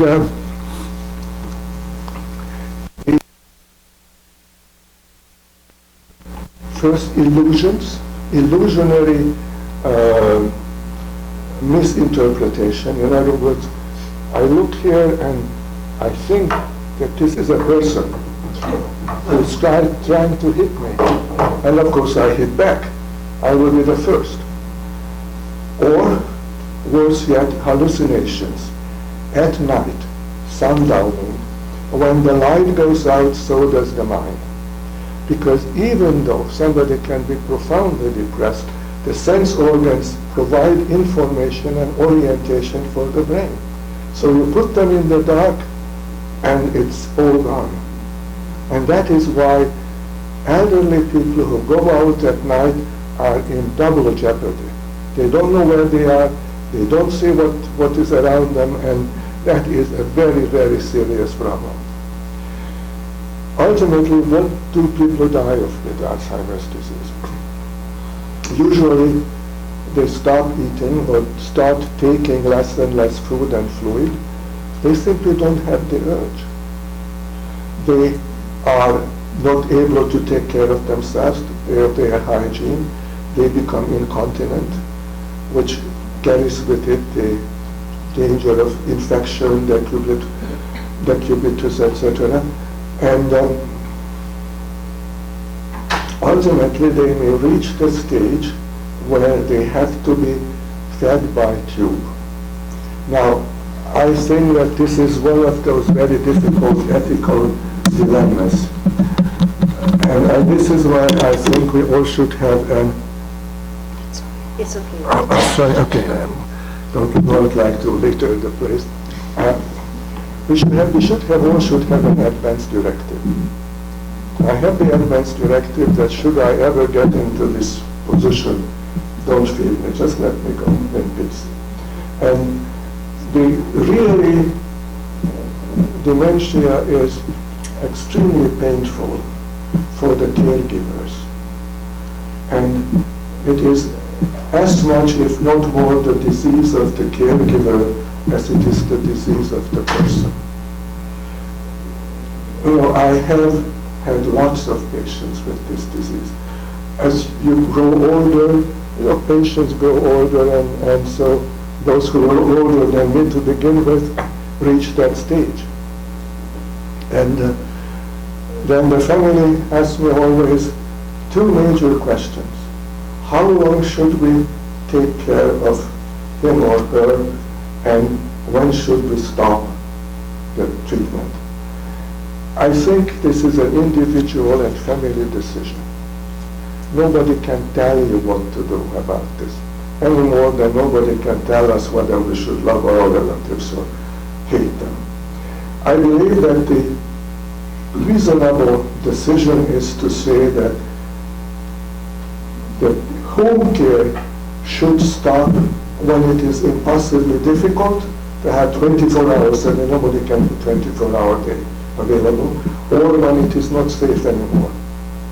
When people start wandering, migrating out, then the family members cannot take care of that. The other is the issue of advance directive, how long to go with end-of-life care. That's a highly individual, ethical, religious question which should be, unfortunately, decided by the family members, and nobody from the outside can do it. I think if you, as I, do have some plans in this respect, write it down while you can, and it should be written and should be signed by witnesses, and that should take care of a peaceful and not too painful departure. Because when somebody is really profoundly demented, that person is not with us anymore. So that's not a very cheerful note. Now, so what can we do with Alzheimer's and different forms of dementia? I hate to start by saying treatment, there is none. There is no medical treatment that would stop this process. There are medications that slow the progress. There are the cholinesterase inhibitor drugs, Aricept, galantamine, rivastigmine, and there is one, the memantine, which is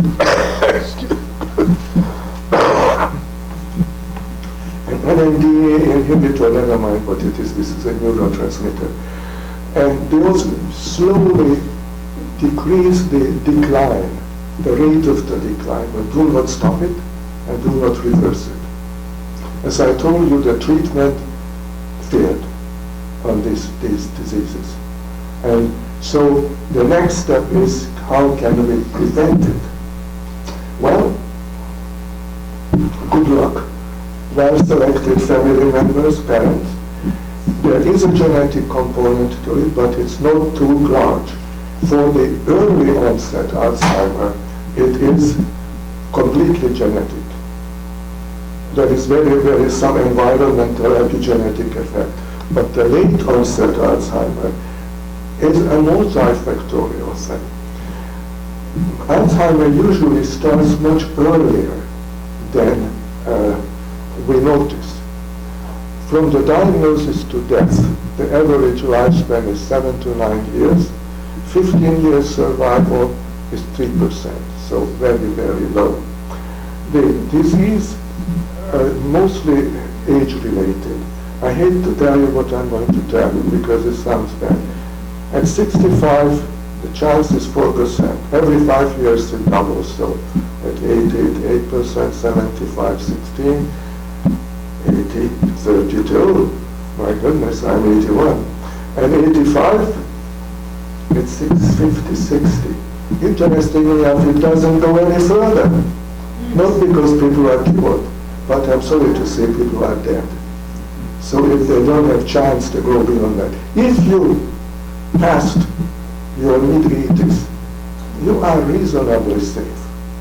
Just as if you survive your 70s, you are reasonably, your chances for cancer and heart failures, heart disease actually diminish statistically, because those who had it are gone. So what are the risk factors? Genetics, one thing, gender, women more than men, but women live longer than men with the disease. You know, we are somewhat different, but not that much different.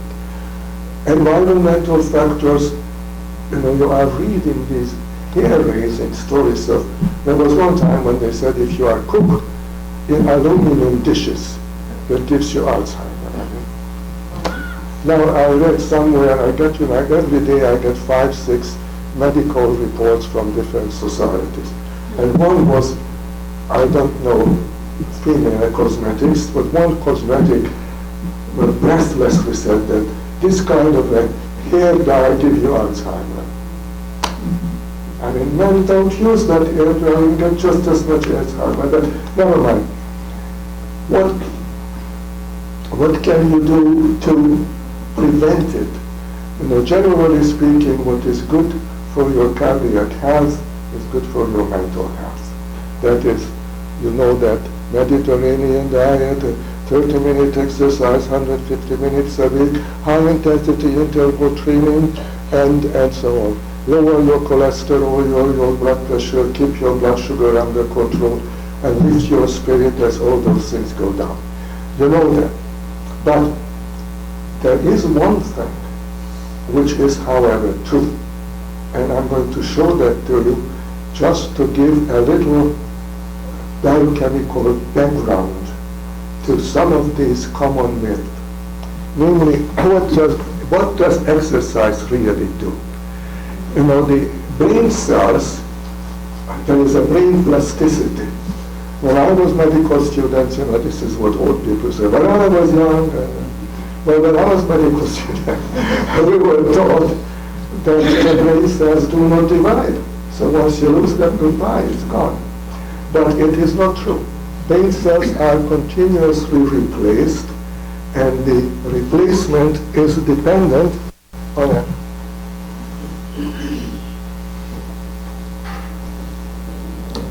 I hope I'm not falling. If I'm falling, remember cremation. B, D, and F. Brain-derived neurotrophic factor. This is a peptide that is produced in the brain as well as in the periphery, where? In the skeletal muscle. And if you exercise, you can increase your BDNF, BDNF level threefold. And guess what? This exercise effect is largest in older people. And it is larger in women than in men. So it is well worth doing. Now, how do these things happen? I would like to draw in now a muscle cell.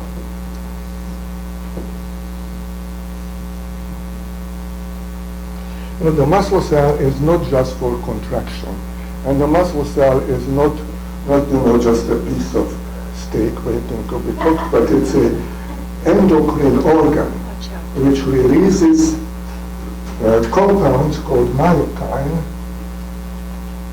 And I'm really sorry about this white, this drives me crazy.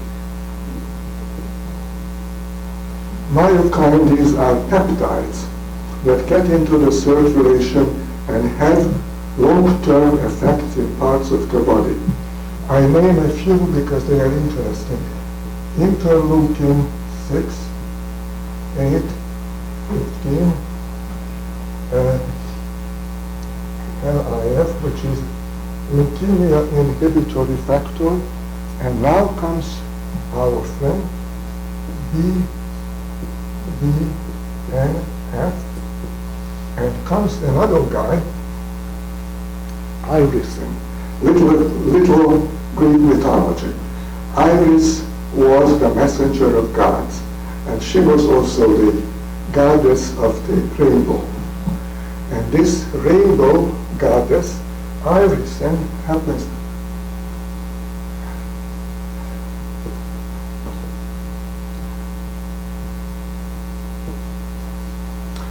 on the cell membrane of the muscle cell. There is a protein.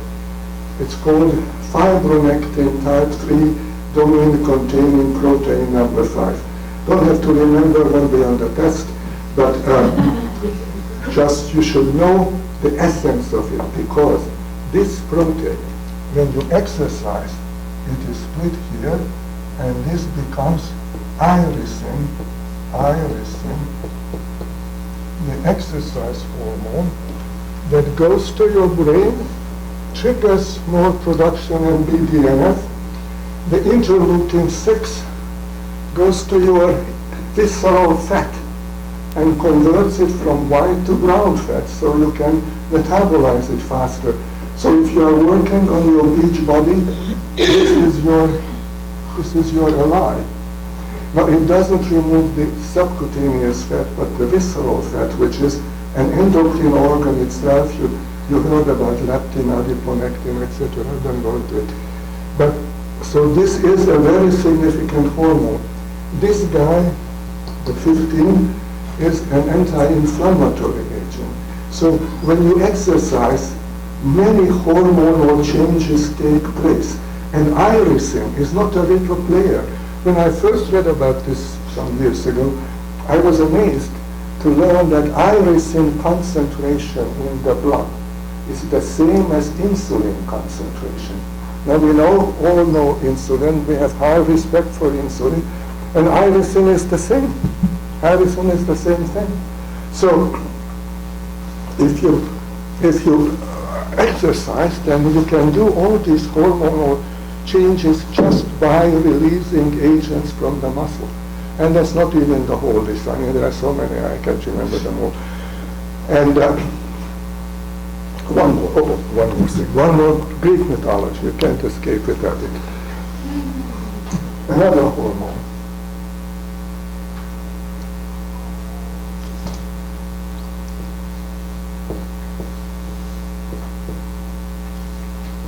Clotho. Now, I think everybody perks up because who is Clotho? She is one of the three Moiras, the goddesses of fate. As you know, one of them weaving the thread of our life, that's Clotho. Then her sister, Lechelys or whatever, measures it, and comes ugly old sister Atropos and cuts it, and that's the end. Now, Clotho is present in the blood. And when people have Alzheimer's disease, clutter and irisin levels precipitously drop. In fact, it has been shown that clutter is the longevity hormone, as it were. If you have low clutter concentration, that's bad news.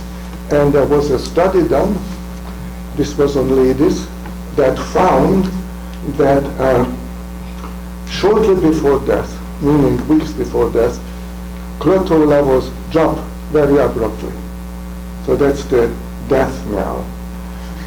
If you exercise, you can somewhat reverse these pretty horrible trends. Now, there are other forms of dementia I don't want to go into, just briefly mentioning it. Frontotemporal dementia or Pick's disease, where the tau protein and a protein called alpha-synuclein accumulates in the frontal and temporal lobe. It is different from Alzheimer. It's shorter lifespan, 4 or 5 years. It starts out with great behavioral problems. People become rude, particularly with family members, strangely enough. Later start neglecting themselves, start eating inappropriate things, including excrement, and ultimately die. You learned about the chronic traumatic encephalopathy, the disease of long-term football players. It is a deposition of tau protein in the temporal lobe. That people are still sending children to play football, that's a form of child abuse. I think and it assures a generation of mildly demented adults in the next couple of decades. There is a final, and this is a warning shot. There is, you probably might have heard about Creutzfeldt-Jakob disease. That is the spongiform encephalitis, that is the mad cow disease in humans. This is caused by, I have to draw this to make sense.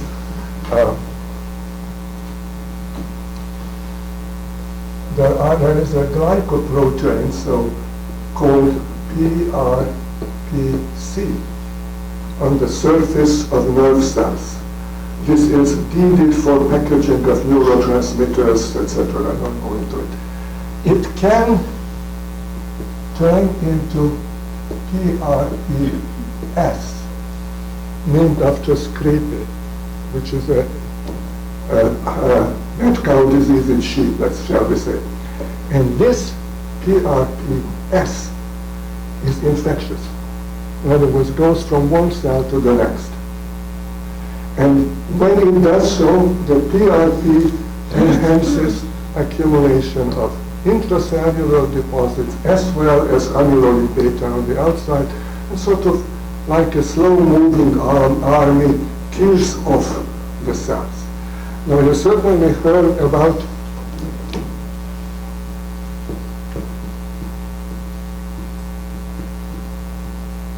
ApoE4. This is a lipoprotein. The lipids, cholesterol, are not water soluble, so they are carried in the blood by attached to proteins, lipoproteins, apolipoproteins. The ApoE4 variety, if you have 2 genes from both sides of your parents, your chances for Alzheimer increase 10 to 30-fold. Why is it so? Not because E4 does anything wrong. E4 is a good guy. He's just incapable of removing the amyloid plaques. If you have E3, you are lucky. If you have 2 E3s, the E3s remove the amyloid plaques. So don't blame E4 for anything. It's just helpless, the poor guy. So I could tell you much more, but I think it's time for a few questions if you have. We have 10 more minutes before the bouncers come. I have a question. I'm curious, when you talk about children that are autistic children or on the spectrum of autism.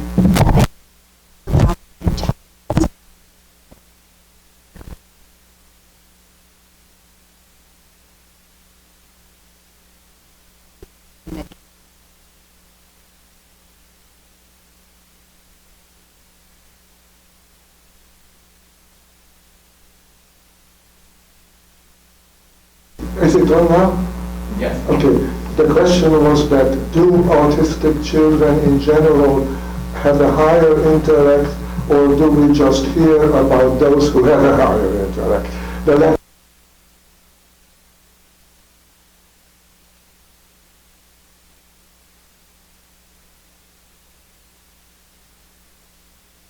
Just as sweet, and they have many times the ability to relate to a few people. That there are a few who have real artistic talent. By the way, just an interesting aside, somewhat along this line, people who have frontotemporal dementia, as their dementia worsens, there is a stage when some of them become painters, extremely talented painters. I have seen just a copy of an exhibit where these frontotemporal paintings were exhibited, mostly abstract, but it lasts only for a couple of months and then it disappears. Please speak up because early onset dementia or Alzheimer's, what age group would be considered early onset? early onset is usually 40s and 50s. The earliest patient I had was in his early 40s, and he was a professor of mathematics before, and his problem started in his mid-30s. And by the early 40s, he could not recognize numbers. I have a question about what you were saying about exercise and the irisin production and all of those things, how they help with the dementia. So I understood, when you were explaining how exercise with all the hormones and everything else that you have to help dementia. Is there any way to chemicals or the compounds to treat dementia? I'm going to ask this, I forgot to mention. First of all, the exercise that seems to increase the production is primarily the duration what matters, not the intensity. So if you just simply contract the muscles, like walk along or run or bicycle is an ideal thing, then you produce this. Yes, it is in fact patented. Irisin is will go into a clinical trial. Heavens forbid it's sold on Amazon. But Amazon sells everything. But don't buy it. That's a scam, a dirty scam. This is a protein, a short protein, a polypeptide. If you take it by mouth, it's digested in the intestine and you have an expensive meal. So if it is used, it will be used intravenously. The Clotho was used in animals intraperitoneal injection. So if your favorite rat is aging rapidly, you can inject him with this Clotho daily and he'll live a couple of weeks longer.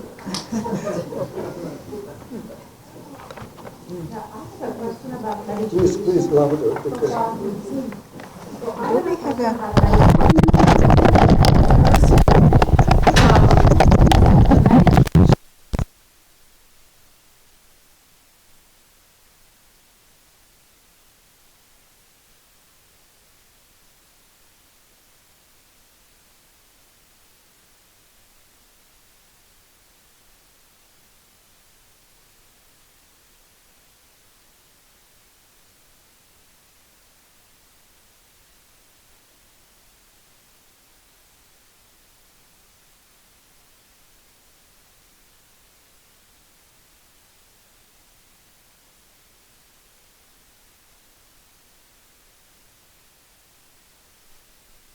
the gut has a high level of neurotransmitters because the intestine has a very high level of innervation of the autonomic nervous system. And they produce neurotransmitters just as in the brain. But it does not get into the brain. It doesn't have any particular role. Just, for example, you can eat serotonin by the spoonful, and it doesn't do anything. It is just metabolized in the liver and out it goes. So the quantity is not as important as the location.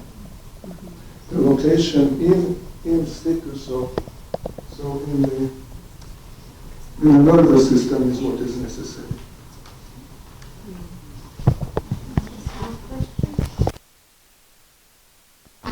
Please loud. You mentioned that people who have a first-degree relative with a major psychiatric disorder have an increased chance to develop a psychiatric disorder. What are the chances of children with two parents with major psychiatric disorder? Double problem. Unfortunately, I offhand I'm very bad in the literature, so I don't remember the numbers exactly, but it is significantly elevated if both parents have that. And the reason is that there is a phenomenon called lionization, not the lion, the roaring lion, but Leon of France, which means that if there are two chromosomes, and one is damaged, so to speak, then there is a tendency to express the good one more than the bad one. Now you have two bad chromosomes, and you have no chance. The trait will be expressed. And that's the reason. On the other hand, we are all born with something. We just have to bear our cross. I was born, my family had familial glaucoma, so here I am. I can hardly see. But that's just that burden and the variety of life. That's what we have to put up with.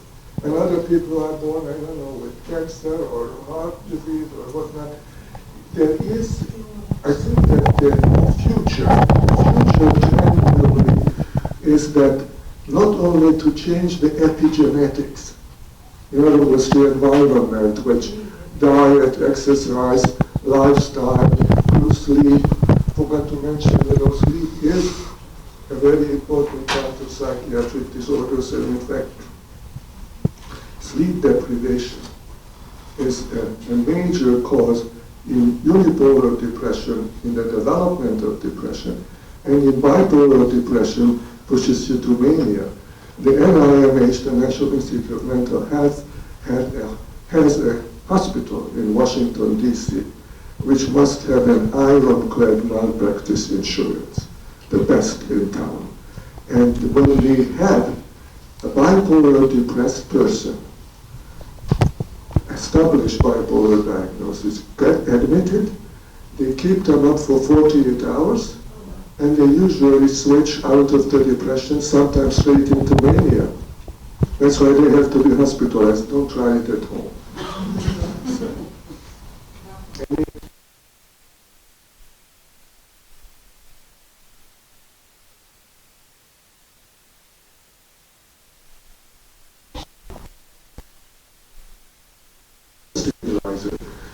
Lithium is a mood stabilizer, usually given in bipolar disorder, but it does have a mild antidepressant effect, not strong and not worth taking the discomfort, because it's not a pleasant thing to take, it's a salt. Is it true that the pharmaceutical industry doesn't promote lithium because it's very inexpensive to produce it, and so they don't want lithium to be prescribed by psychiatrists or doctors, and instead now they worked out something that's much more expensive, and they want to push that. Have you heard of it?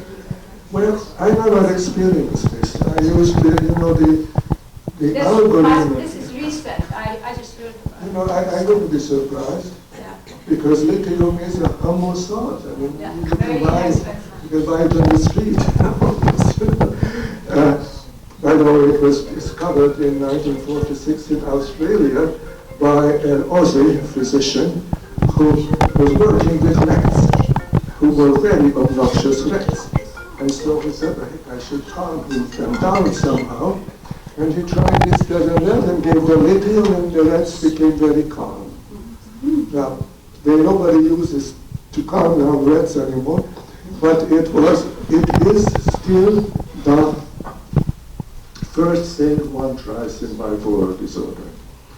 If I have a bipolar patient who comes in, established hypomania, mania, the first thing is, of course, to give some immediately acting tranquilizers so they would not act out in the unit, and you start giving lithium and gradually increase the dose.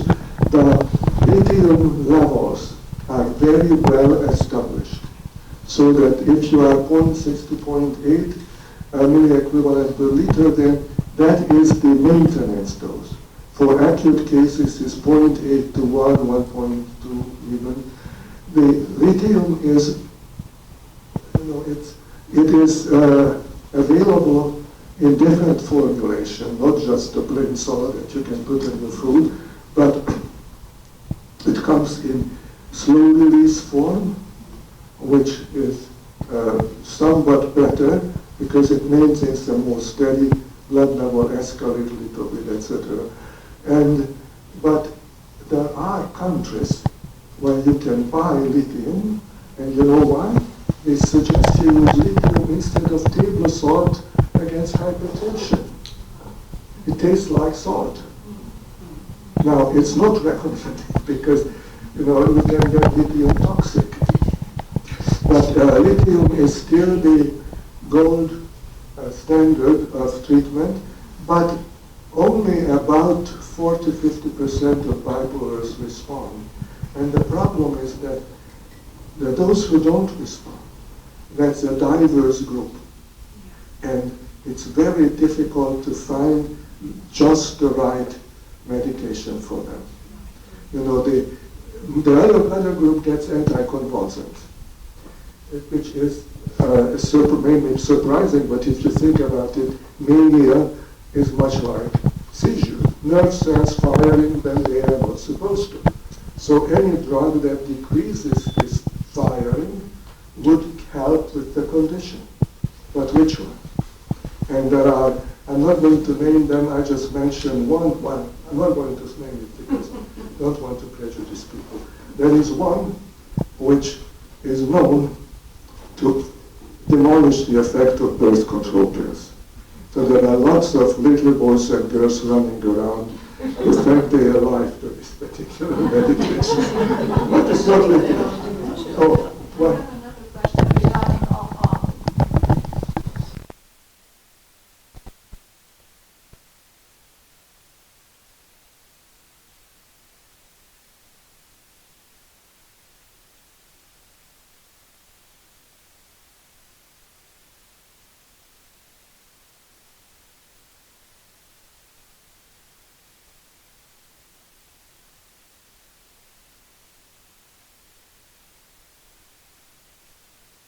Psychological, whatever, Society of America.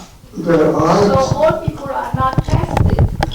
I don't remember the name of the test, but there are autism for adult tests.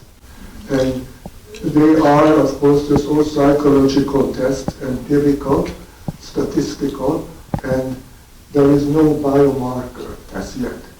There probably will be because, as I said, it is a very genetically determined disorder. And there are lots of genes that are abnormal, or I shouldn't say abnormal, different. And it's very hard to sort out if there is one that is principally responsible for it or all the others. Now, yeah.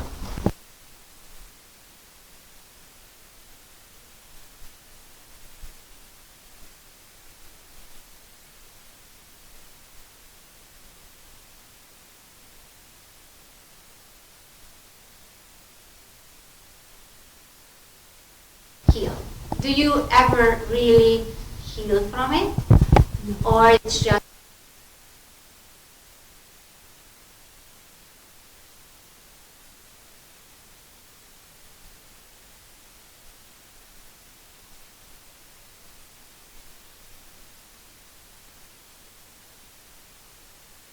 disorders, if you look at it from a general medical point of view, they are metabolic disorders.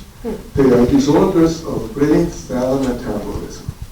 And you can usually control them or change them, but you don't fundamentally cure them.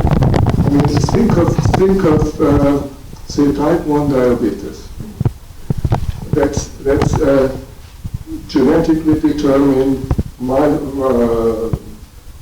metabolic disorder. I mean, you don't cure it, you treat it. But even such things as prevention, it comes and goes. And I think that, I have never seen somebody who was completely cured. But some diseases tend to go to burn out and go to with age. So there are diseases that diminish in intensity and frequency as we age. Like ADD, Pardon? like ADD, like Like attention ADD, like ADHD, like bipolar disorder. Even schizophrenia, the big episodes tend to diminish. As I said, schizophrenia really starts in beyond the second or third decade of life. There is sometimes it happens later in life, back in 50s and 60s, but it's questionable whether it is truly a schizophreniform disorder. I think when I talk about this, I always think about my own plight. I have a degenerative eye disease. It can be slowed, it cannot be cured, and just have to live with it. And I think depression might be easier to live with than glaucoma, because you can control the symptoms more effectively. Symptom control is not cure, but that's how as best we can do. What category do you put PTSD in? PTSD used to be part of anxiety disorders. Now, mostly for political reasons, they made it a separate disorder. The reason being that insurance did not pay for the anxiety disorders, so we relabeled them and then they pay for it. But it's a form of anxiety disorder. There's another hand. Oh, please speak loud. Is there a relationship between Asperger's and autism and like the 5-HT receptors? I'm sorry, can't hear you. Is there a relationship between Asperger's and autism and the 5-HT like serotonin receptors? Yeah. And is there anything that can like kind of alleviate the symptoms?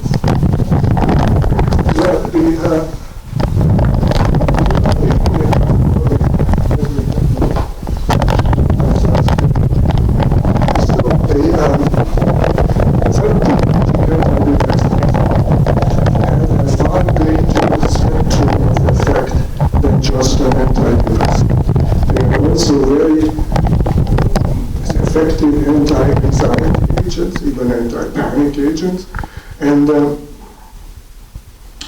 don't know anything about the specific role of 5-HT receptors. There are many of them in Asperger, but the agitation that goes with these disorders certainly responds to it, and it's better to use than a minor tranquilizer like a benzodiazepine, which is habit-forming.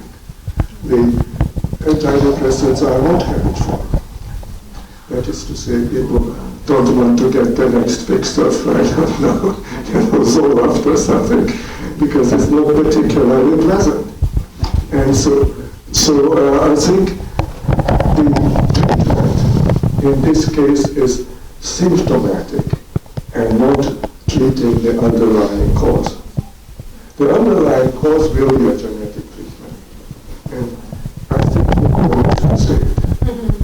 I tried it, but I'm not sure. There's been talk of increase of autism And there has been a talk of recently increasing autism and ADHD, and I'm just wondering, is that going on, and why would that be? Because we know about it. When you know about the disease, you are more likely to diagnose it. And I think there is really no particular reason to think that these disorders are more frequent. The same is true of Alzheimer. Until the 1970s, you never heard it. I remember in my textbook, again, when I was young, in my textbook, Alzheimer was mentioned as a footnote. Because, why? Because people did not live long enough. As people started to live long enough, the diagnosis came up, and now it is quite widespread. You know, speaking of Alzheimer, it's the 5th most expensive disorder in the world.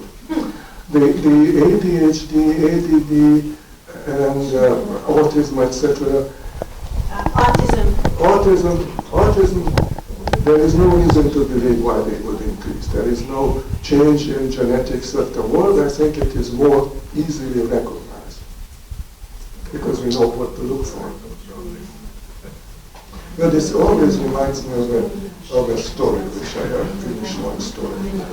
When the first sailboats appeared in Sydney, cook-captain sailboats, then the natives were on the shore and paid no attention. Because nobody knew what a big sailboat was like, so they paid no attention to it. As soon as the sailors got on the small boats and started to paddle to shore, the natives were up in arms because they know what the small boats meant. This is the same with autism. Last question, maybe last question. So you said that people with schizophrenia are delusional, that people with schizophrenia are delusional and they don't cooperate. So how do they get help, especially in a state like ours, like Washington, where conditions for involuntary hospitalization are so high? Well, I think it's a very good question. You know, unfortunately, the major psychiatric treatment happens in the jail. Because people who commit a crime and put in jail, then they go to court and the judge orders involuntary treatment, they get treated and they get well. That's a very sad thing. You know, a very large number of they believe that the homeless, close to 80% is mental illness, or on drugs, which are of course mainly mental illness. In the state of Washington, you can be committed if you are a danger to self, suicide, danger to others, which people don't say, and finally, if you are gravely disabled. But I mean, I was getting white hair because you could never have somebody committed for grave disability. You know, in Washington State, physicians do not commit, but the CDMHP, which means County Designated Mental Health Professionals, a mouthful. These are very well-meaning people, but they are trained to represent so-called personal freedom. So they very rarely, if ever, commit. And when a patient who tries to commit is defined by putting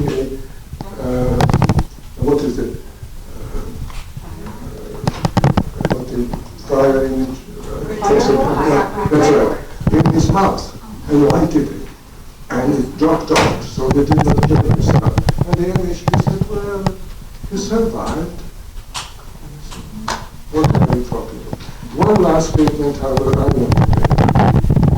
I have lots of stories, but let me say one statement. Next time. One more important statement. I did not talk about eating disorders. But please, if you have young girl, child, grandchild, friend, relative, whatever, never ever tell them that they are fat. Never ever tell an early teens child That, well, if you gain weight, nobody will marry you. This is invitation to anorexia nervosa and bulimia. And those are the most hard to treat psychiatric disorders by far. So don't do it. It's better to be a little pudgy and happy than to be, like a piece of wood and die young. So, thank you.